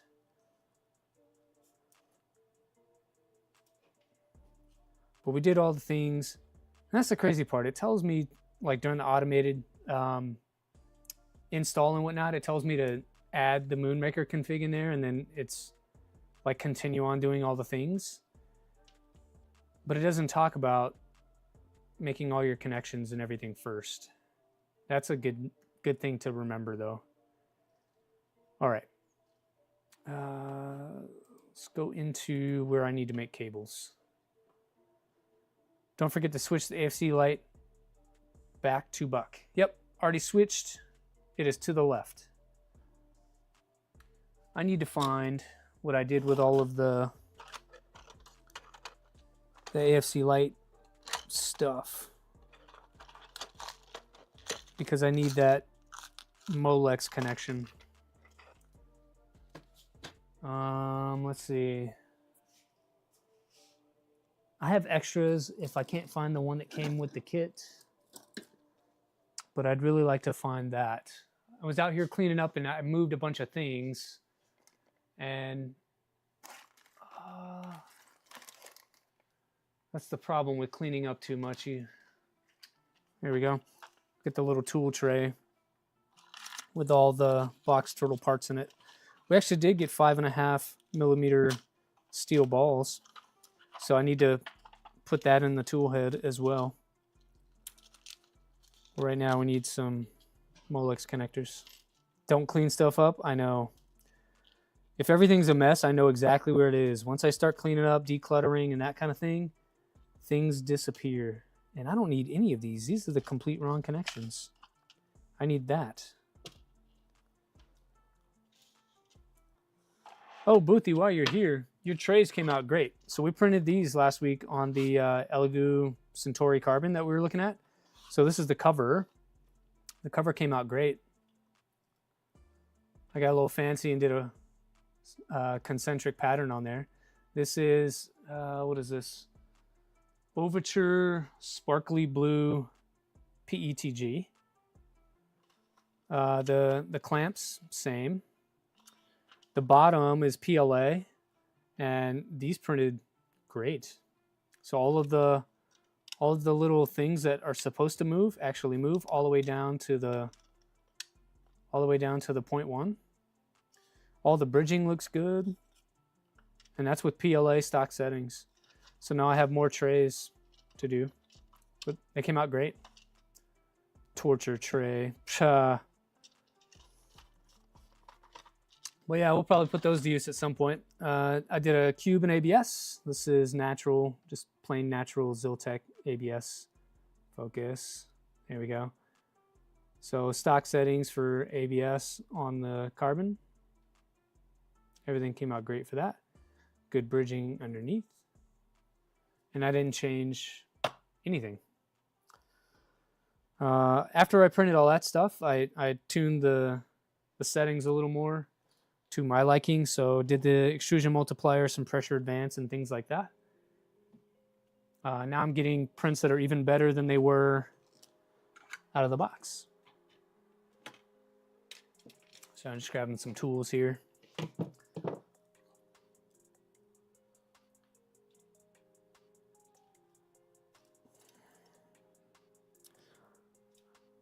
Just want to pull the sheathing off of that. There we go. How do you guys like to order your cables? I like the yellow and green for CAN. So yellow for sun, so like in the sky, high, and then green like grass, so on the ground low. That's how I like to do my cables. And then for these other two, this particular cable is brown and white. I think I would do, I'm trying to remember how I have it on the other cable in the machine. I think I want to do brown as ground and then white as power. Probably felt good sleeping in your own bed. Looks like a waffle maker. Yeah, I guess it kind of does look like a waffle maker, but it's a useful waffle maker. I don't eat waffles, but I do use a lot of these trays, and those actually grab pretty nicely. But actually useful trays with some measuring on here that you can use for measuring out your screws, your hardware. It's hard to see on yellow, but you can kind of make it out there. You measure your screw length and whatnot. And then there are like lips in here, so you don't end up in corners. You can actually get your hardware out of there. So really useful. And then on the bottom of this, I got fancy again. So on the top we have the concentric. In here we have the octagram spiral. I really wanted to play with some stuff. It came out okay. Top surface, not the best. PETG tends to glob up, and you could see a few of those globs kind of came off into the print itself. But looks good.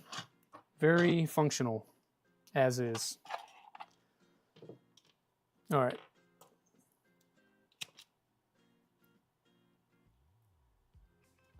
Using the old Japanese wire strippers here to take just a little bit off.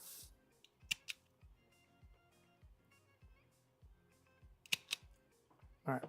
It's about 1 millimeter, maybe 2 off the end of the wire. And then we get to crimp these.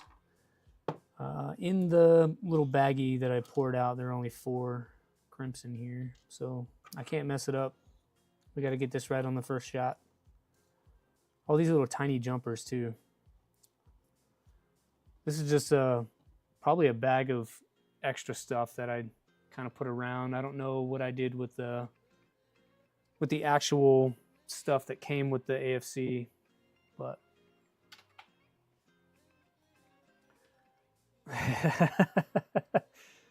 do I have a link to the waffle maker? That is Boothy's project. It's called the Torture Tray. I can't post a link. Well, I could post a link, but then I'd have to get back to doing the thing here. Thank you. Boothy just posted it for you. He's fast with it. But that is his link. You can find it on printables as well, but it's called Torture Tray. And the first layer is the torture chest. But instead of just making a torture test and throwing that item away, Boothy has made it a functional product that you can use for whatever build you want to make. So we printed a couple of those last week when we were looking at the Elegoo carbon, or Elegoo Centauri carbon. And we get to crimp very tiny wires today.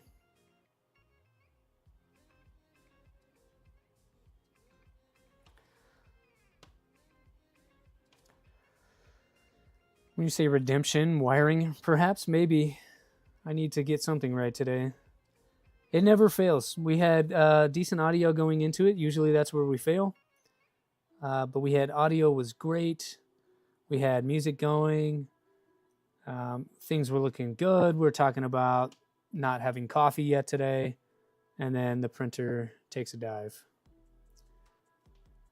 So at least we're keeping the standard. We have something that happened.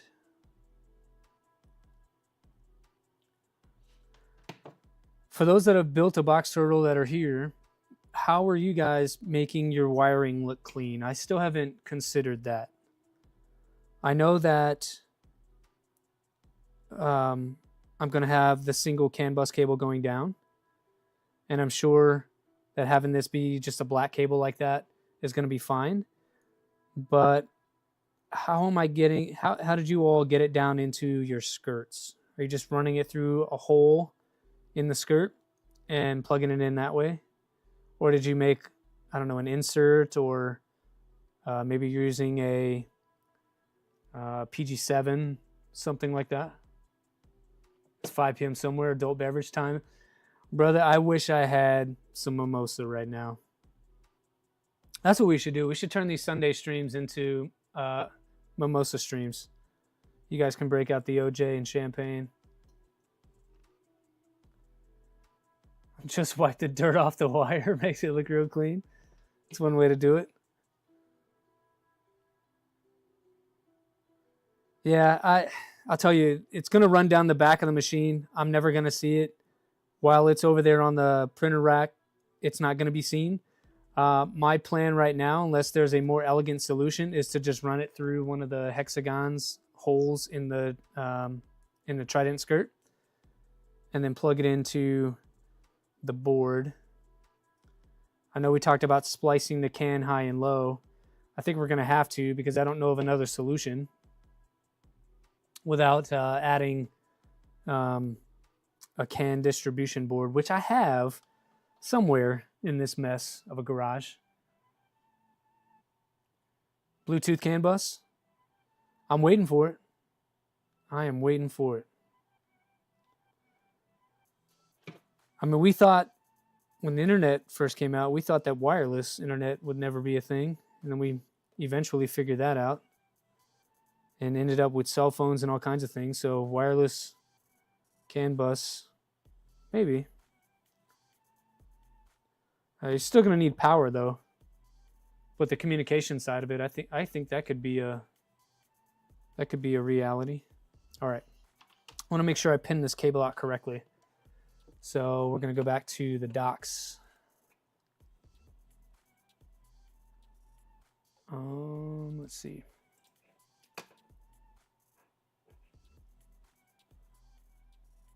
Is it in the build manual? No, I don't think we had any wiring in here as far as that goes. Yeah, because this talks about turtleneck and feet and all that, and we did all that. As far as making the AFC light connections, I think I need the Zyltech manual.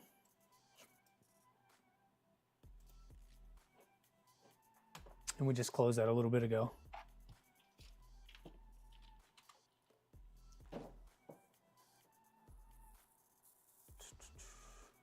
This one, that one, and this one.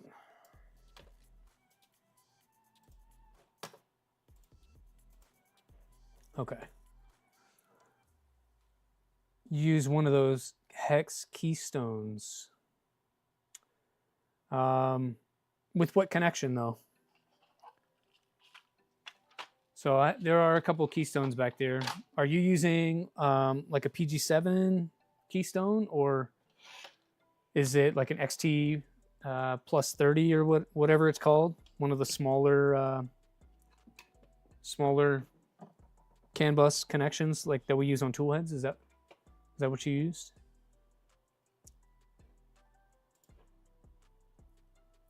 I just want this pin out.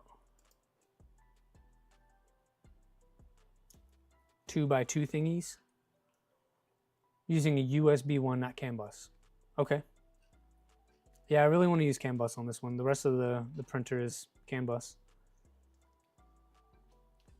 Okay, MX 3.0 connector. From the board, you have top left is power.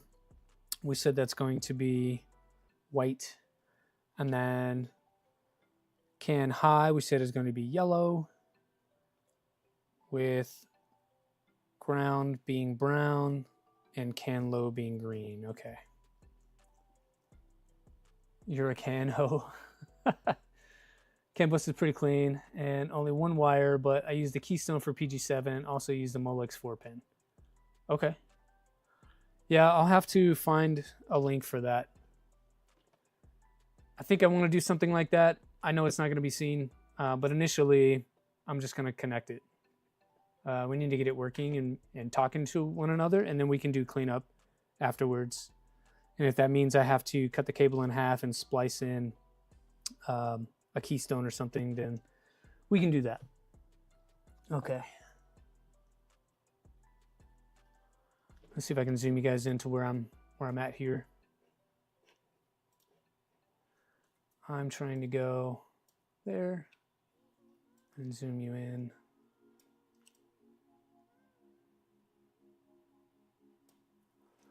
All right, so we're looking at that connection, that Molex connection right here. I think Steve used the 4-pin straight and posted his creation for the skirt. If he did, I didn't see it. I'd have to go back and look. I'd have to go back and look at that one. Okay. We said can high is this bottom left. So we'll, and as I'm connecting that, this like tab that connects is on the front side here. So I want to make sure I orient the connection to be right. So like that. All right. So this bottom one is going to be my high.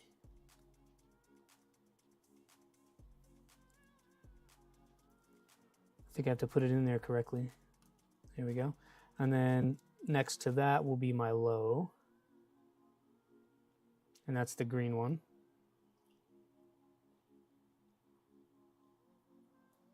Come on. And then we said my power will be the white wire that goes in this upper left corner. And then my ground's going to be brown. So I'll just get them all in there like so. And once I cut this, I may put some heat shrink on there, but I don't think that's too bad. It's going to be inside the case as well. And then if I put heat shrink on the end of the cable, it's just going to, sorry, let's get you in frame here. If I put heat shrink on here, it's just going to make this more stiff. So I may just leave it that way. That way it can kind of flex around and come back out the port in the back. There's our cable. Focus. There's the cable.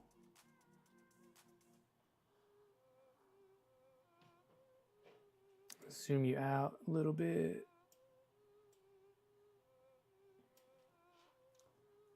That sounded weird. What? You guys going off in chat today, I swear. But we got 29 people here. I'm seeing like 3 or 4 people. Hey, Iconic Fab. Yes, self-sourced turtle. Kind of. I had self-sourced when it was in beta. The release version came out, which changed a lot of things. And shortly after that, AliExpress started selling hardware kits. I got one of those hardware kits, even though I had everything I needed. I just wanted to see how things went. And it's kind of a mix. But it is mostly self-sourced. And I'll just use those self-sourced parts, whatever I have left over, to build another box turtle. This one uses most of the stuff from the AliExpress kit. I think those pins are in there. We'll see when we plug it in, they come out. Give that a test. Yeah, I think that one came out just a little bit. All right, good to go. And yeah, if I were to put heat shrink on there, that'd be a lot more rigid and it wouldn't bend as nicely as I need it to. And we're just gonna run it back and out the back side of the box turtle. I do have the PG7 on there for strain relief, so we'll do that. But I think first I need to measure out how long I need this thing.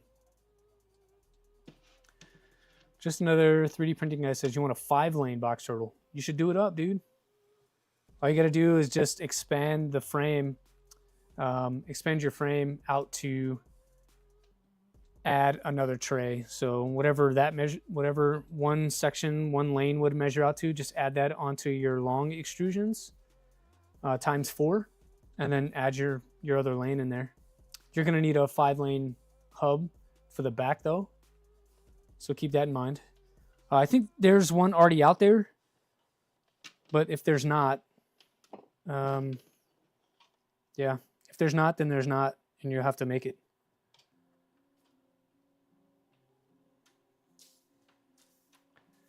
Yeah, this is what I have left over from a 10 meter, 15 meter. I don't remember exactly. I got this a while ago. I've been using it to build I built 3 printers with the length of cable that I have here, and I still have, I don't know, like so much more cable to get through.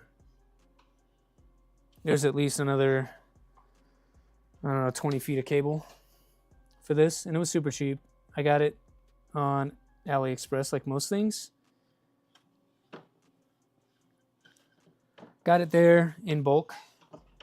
It was, what, less than $40 from what I remember for all this cable, and it's 22 gauge for 4 wires. It's got a, let's see, what kind of sheath on here? I don't know. It doesn't say. But 4 by 0.5 millimeter wire. So whatever gauge that is. Been working fine for all the CAN bus stuff I've used. This is kind of a knockoff chain flex, is what I would call it. It's what I'm using for CAN wire. I've used it on several printers now, and it works just fine. All right, so we're going to run that through, kind of put a service loop in there just in case. Let's go this way, like so. Just in case I need some slack, we'll do it like that. And then we'll run it out the back.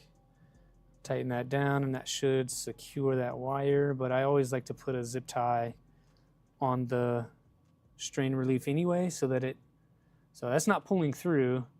It is secured as it should be, but I'm gonna do some extra insurance and put a zip tie on there regardless.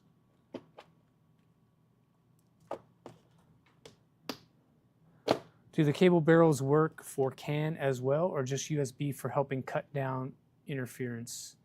Cable barrels. I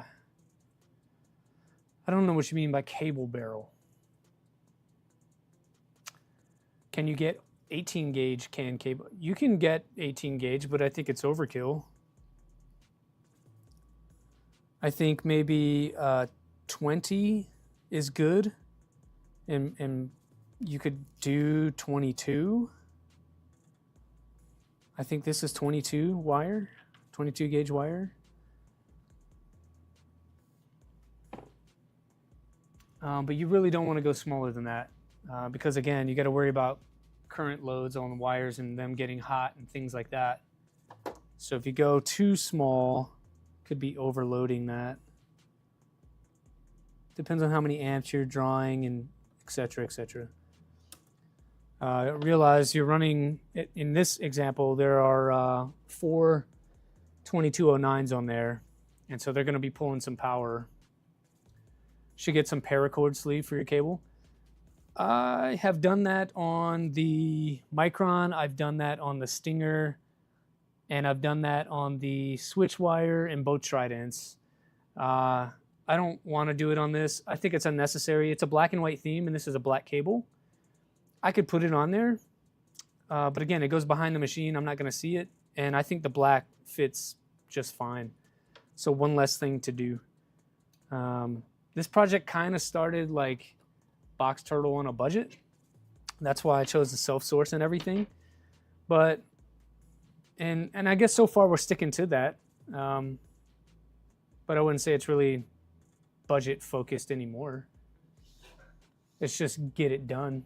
Half-asser, I don't know about that. You should see some of these builds. I tell you, if you saw some of the other stuff that I've been building, you wouldn't say half-ass anything. On this one, I just want to kind of get it done and get it working.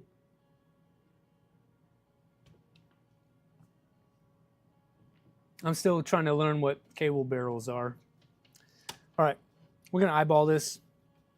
I'm not going to turn the camera around per se, but I'm just going to sit this on top of the Trident to my left and then run the cable back behind the printer and just kind of roughly gauge how much I need.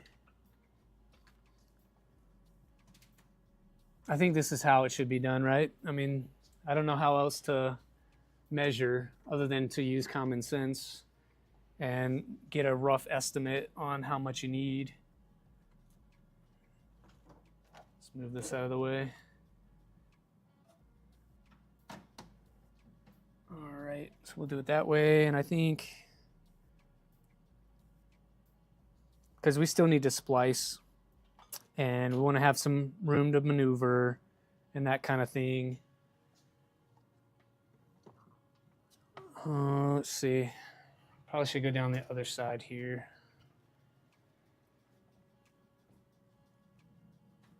I think about there is going to be good. I'll show you guys what I what I chose. If it's too short, I'm probably going to cry because I don't need any more problems today. What are we saying? Are the cable barrels the Ferris shield? That's what I was wondering too. I don't know. Iconic Fab, you'll be unable to finish your box turtle until you get fans from AliExpress for the ant head. That means 2 weeks on pause. Bad planning. Yeah, you could still finish. You just probably won't be able to print with it. So if you're able, flash the boards, get things talking to each other, and then just don't actually print with it until you get the fans that you need. I mean, that way at least you're productive and you're keeping motivated to finish the project. Sometimes putting it on the shelf for a week is enough to throw you out of your rhythm. And then before you know it, it's a month or two before you finish. The things that cut down on interference. I'm thinking that's what he means, but JPP must be pooping or something because he's not answering. Yes. All right. Let's move that. Okay, bringing the box turtle back. I still need to do LEDs on this thing. Like I did Steve's skirts on it. They came out better than the ones that I had printed previously. So those are Steve's skirts on there. They look great. I did the back ones as well. I did not do the front because I want to use the LED. That's why it looks a little bit different. I still need to print the LED and make that harness. Waiting for LED sticks to come back in stock on Armored Turtle's website so that I can put LEDs in here. But we'll see if we ever make it there. If I start using this thing and it's working well, I'm probably not going to mess with it and it's just going to live like it is. LEDs add no functionality other than looking cool. So we'll get where we get. Okay. So I have a 350 Trident, which is a humongous machine. And you can see where the cable kind of comes out of the box turtle back there. And this is how long I would say.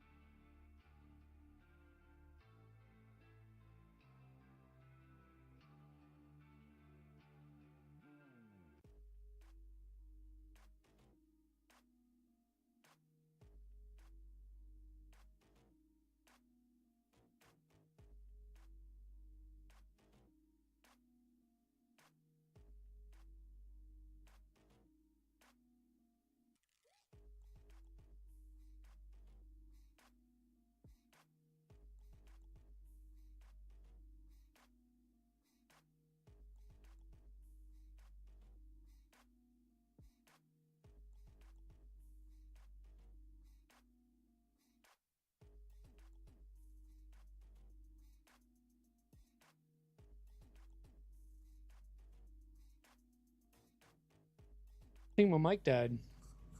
Sorry, team. You're deaf? Oh no. What happened? I don't know how the audio turned off. I'm sorry. Buy us all box turtle kits? Did I ruin people's hearings? I don't know what I did. I think my mic just turned off on its own. Oh, it's dying. That's why. Dang, I'm sorry. I guess I only have about 3 hours of battery life on this thing. I don't know that I have a better cable here, but we're going to try something. So I'm going to try and connect this while charging. This is going to get interesting. I'm going to steal the cable we were using for the Box Turtle flash. It's a little bit longer than the one that I have currently.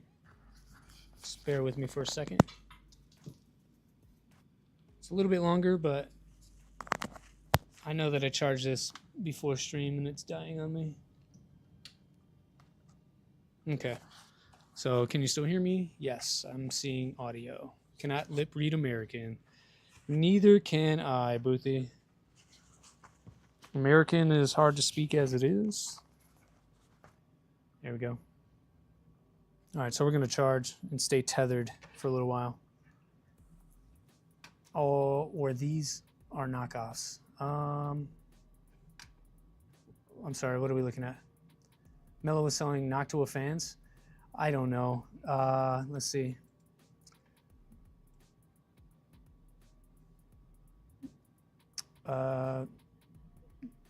You tell me. I have no idea.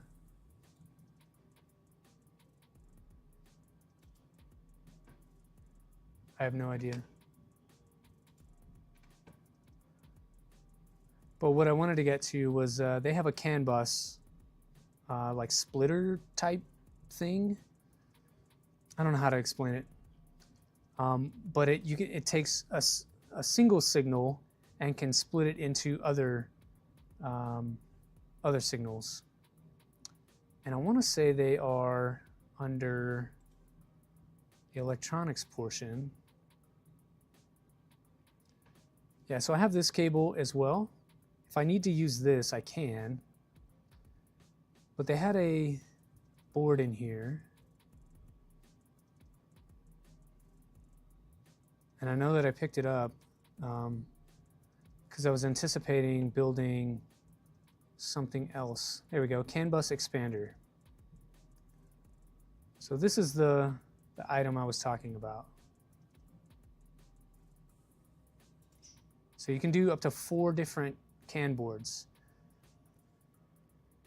Big Tree Tech makes one of these. If they do, I haven't seen it. Spend all day cruising alleys. Same.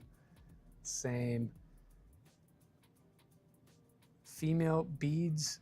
Oh, ferrite beads or ferrite clamps. Okay. Yeah, so this is the board I was talking about. And then it's got a couple of mounting holes, and then it provides you several connections. I know that I have one of these for $4.26. It'll be here in 10 days. Like, why not? This is the more elegant solution to the problem that we're having right now. Are the tariffs affecting Ali currently? Well, tariffs don't affect Ali. They affect when you import them. So either they increase their price and cover the tariff for you, or you're going to have to pay it when it gets delivered. It depends on where you ship it to and your country and that kind of thing.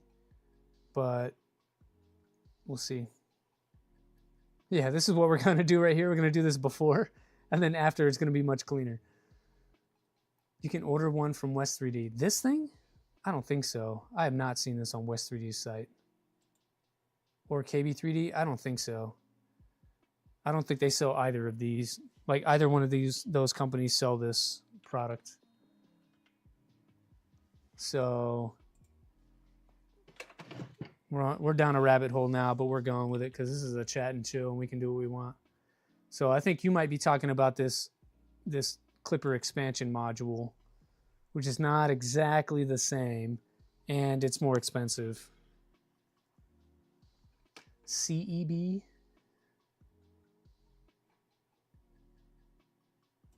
Let's see if they got that. Mountable can. Yeah. Yeah, that'll work. It's $14. So you could do this, and it's longer. So it's going to be larger than if you just use the other option.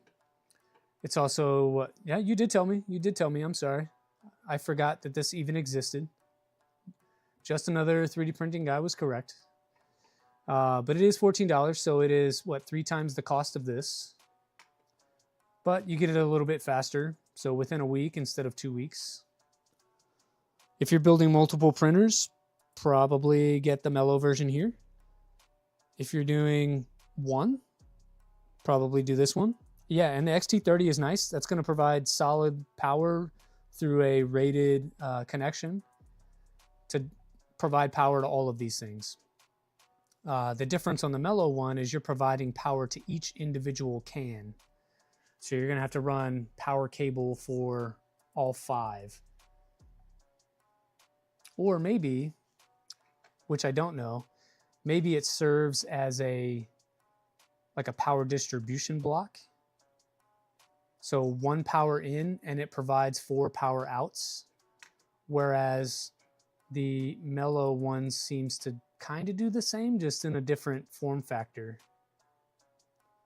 And it looks like it does come with the cable as well.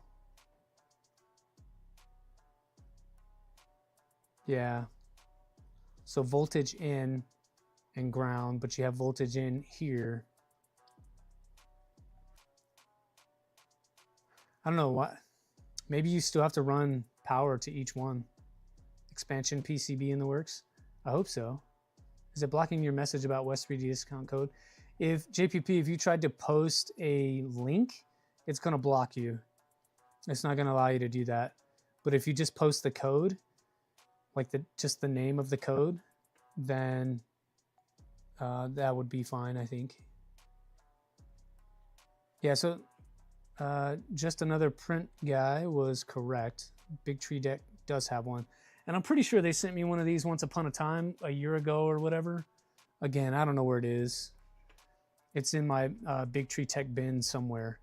So I'll find it after stream and we'll make this look a little nicer. But that is that for now.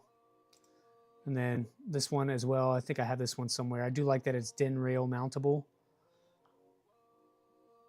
As long as you have that STL. I don't know where that lives. Maybe on their GitHub or something somewhere. But yeah, there's a couple options. Just push. Oh, you guys. Okay. All right.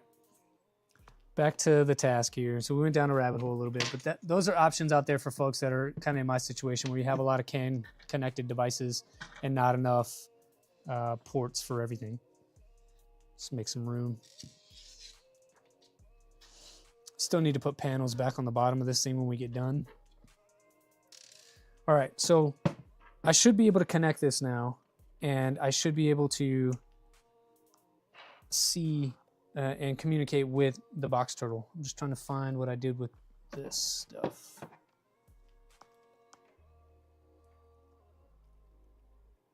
I know that I'm going to try and splice this, but I don't remember what color is what on the Trident. So we're probably going to have to look at that again as well. That pinout. Don't want to blow anything up today. I don't know about you guys, but blowing up boards, done that 2-3 times, really sucks. $50 in the trash every time, at least. Some of those boards are something like a Kraken is going to cost you like $80. I haven't blown up a Kraken though. I have not blown up a Kraken. All right, so same as before. Yellow high, green low. Ground is brown, and then white will be our power wire. You want an $80 Kraken? Armor Turtle, I got mine on a DFH sale when they were moving shops and whatnot, and they were clearing out a bunch of stuff. They had Krakens for 75 bucks. I am saving that Kraken for my rat rig build. And then I also have somewhere that I can't reach. I have a Spider King. If you remember that from Zyltech, probably a year and a half, 2 years ago. They had a Spider King board that has 5160s on it. It's a very large board, so kind of the predecessor to what a Kraken is. That's where yours ended up, VCore 3. I have a VCore 3 as well, and I have not even put that together. So I have a 3 and a 4, both unbuilt, sitting in boxes, and I need to do it. That's the reason we stream now, is because you guys drive me to do the projects that I've not completed. Top of link, thanks for subscribing, Vitali. Thanks for being here, bud. Vitali, if you guys don't know, he's the one that makes, if you go to his Etsy store, he's the one that makes a lot of the CNC parts for a Voron. So front idlers, I think he just came out with XY joiners, and you can get AB motor mounts as well. Vitali, yeah, just started about 6 weeks ago, man. So I'm not super pro or anything like that. We're struggling through it. And yeah, you're here. Thanks for finding me, man, and for subscribing. But like I was saying, if you like nice quality CNC stuff, go to Vitali's shop. He can get you a CNC tap as well.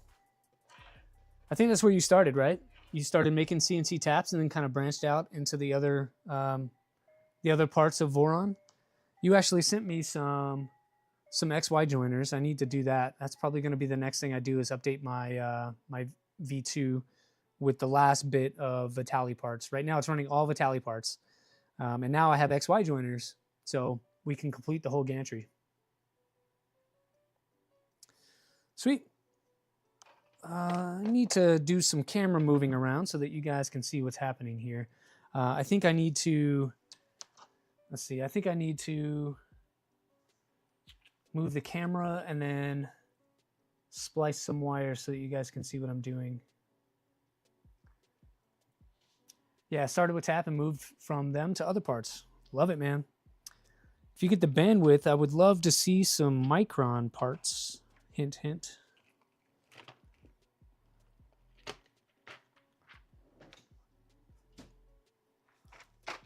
All right, so we're going to use wire connections because they're easy and quick. I need one for, come on. My fingers are too big to pull them out of there. Where are my tweezers? There we go. So we're going to use a bunch of these 2 pins, one for basically each connection. We'll have one for the board go in, and then we'll put the other 2 into one side here. It's not elegant. I don't like it. But I think we have to. Actually, we'll use 3 pins for that. But we're going to have 4 3-pins, and that is ugly as sin. Moving slowly. So far, only person in the shop. But yeah, many projects in mind. That's good to hear, man. Again, no rush. I need to rebuild my Micron. That's why it's on my mind.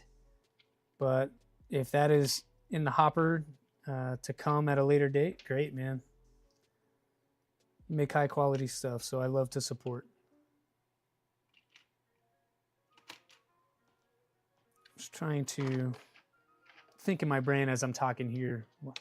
You won't see it when you're done? No, I will, but I'll know it's there. And I'll probably, it'll bug me so much that I'll probably come back out here later and change it. But at the same time, I'm thinking too, we're about 13 minutes away from the cap. I like to cap at 3 hours. So I'm debating on how far we continue to go with this. I got to do a lot of rearranging to be able to get you a good shot on what I'm doing. And then also I need to add some light over there as well. So I'm thinking about that while thinking about just saving it.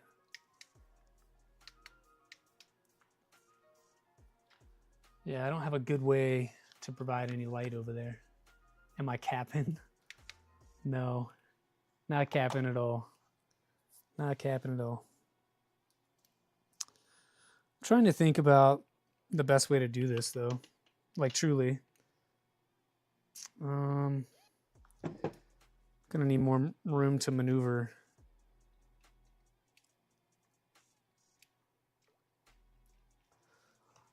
Like with all these Wagos on there, I got to create some space. I thought I was going to do it like we did for the connection and just kind of have them small and short like that.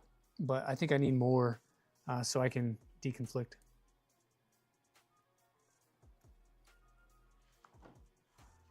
Yeah, I don't know what kind of equipment Vitali uses, but whatever it is, it's enough to make Voron parts. 11 millimeter. For what? Oh yeah, for stripping. Yeah. I'm tracking.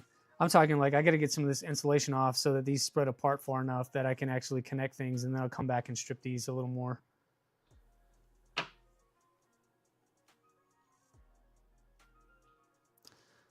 It's just giving me hell this morning. It doesn't want to come off of there.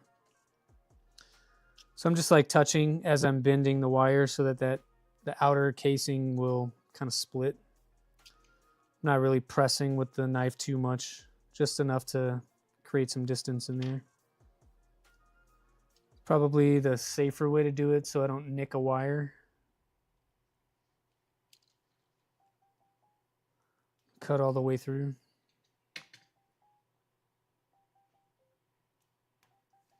Like so. All right, so we need 11 millimeters. The thing that I was shown, not my idea, that you can kind of measure off the side of the Wago like that, and it shows you how much you should take off. But these being cheap Wagos, it doesn't have the thing on the side, it's on the bottom. And it says to strip 12. So roughly that much. So we'll do roughly 12, see what happens.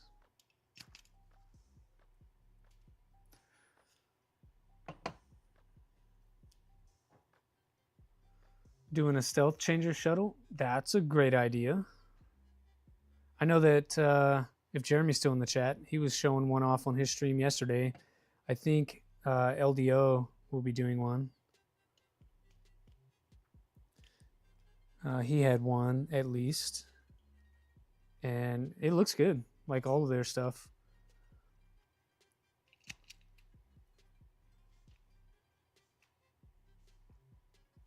Might have got a little happy with that brown one. But, I mean, it covers everything, so should be fine. Yeah, it's good. Yeah, JPP Vitali, you can find all the stuff that he offers on his Etsy shop. That's the only place that I know that you can get his stuff. Actually, I think maybe one of the big resellers has some of his stuff as well.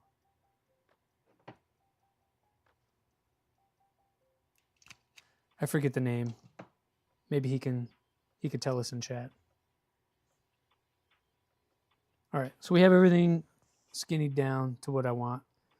I know that this wire needs to go into each one of these, and then we'll make some connections over on the printer. So we'll have one coming from the board into the Wago, one coming from the tool head into the Wago, and then the third wire going from the Wago to the board, which means I need to cut the tool head cabling as well. Not really excited to do that, I'll be honest. I think I would almost rather, instead of doing it this way, I would almost rather having a JST where I'm putting two wires into the crimp and then into the connection. I would much rather do that than do this. It's a little bit cleaner. But again, this is reversible, so I don't So if I do need to remove it, I can do that. I am going to find that board though and use either that CEB or that mellow version. There's just not enough CAN bus connections on a Manta. There's not enough USB connections on a Manta either. I wish there were 4 instead of just 2. Anybody ever realized how... Get out of here. Get out of here. That's the beauty filter. That's not me. If you're not using beauty filters, you're cheating yourself. What else? Okay. So rather than reorganize all of the stream, I think I'm gonna do this off. We are at the 3-hour mark anyway. We talked about the plan. So again, the plan is to just use Wagos for now to connect us to the board, get things flash talking to one another, and then we'll see where we go. So I'll post some stuff on the socials about how it goes and whatever. But it doesn't look like we got as far today as I wanted to. And I think that's due to having all those printer issues earlier on and then figuring out that it was actually a Moonraker config issue. So team, I appreciate you guys helping out today. All 27 of you were here to make sure that we were successful. And while we did have printer issues and a little bit of audio when the mic died, for the most part, we're successful. We got the board flashed. It's not talking to each other yet. We'll get there. So thanks for hanging out. Appreciate y'all. We'll do this again next week. I think next week, I hope to be at the point where we can start tuning the box turtle, which means over the next few days, I plan to connect things, make it look nice. I got to finish up the tool head. I got to put the cutter in there and then make a config change to account for that end stop. So I'll do that and then we'll press on with configuring, tuning. I will save all of the AFC Lite config stuff for the stream on next week's Sunday. I know, it's 1 o'clock already. Lunchtime. Nothing more fun than misery. Yes, yes. I think next time we'll bring out some drinks too to make this a little more palatable. But y'all be good. Thanks for hanging out. We'll see you next week.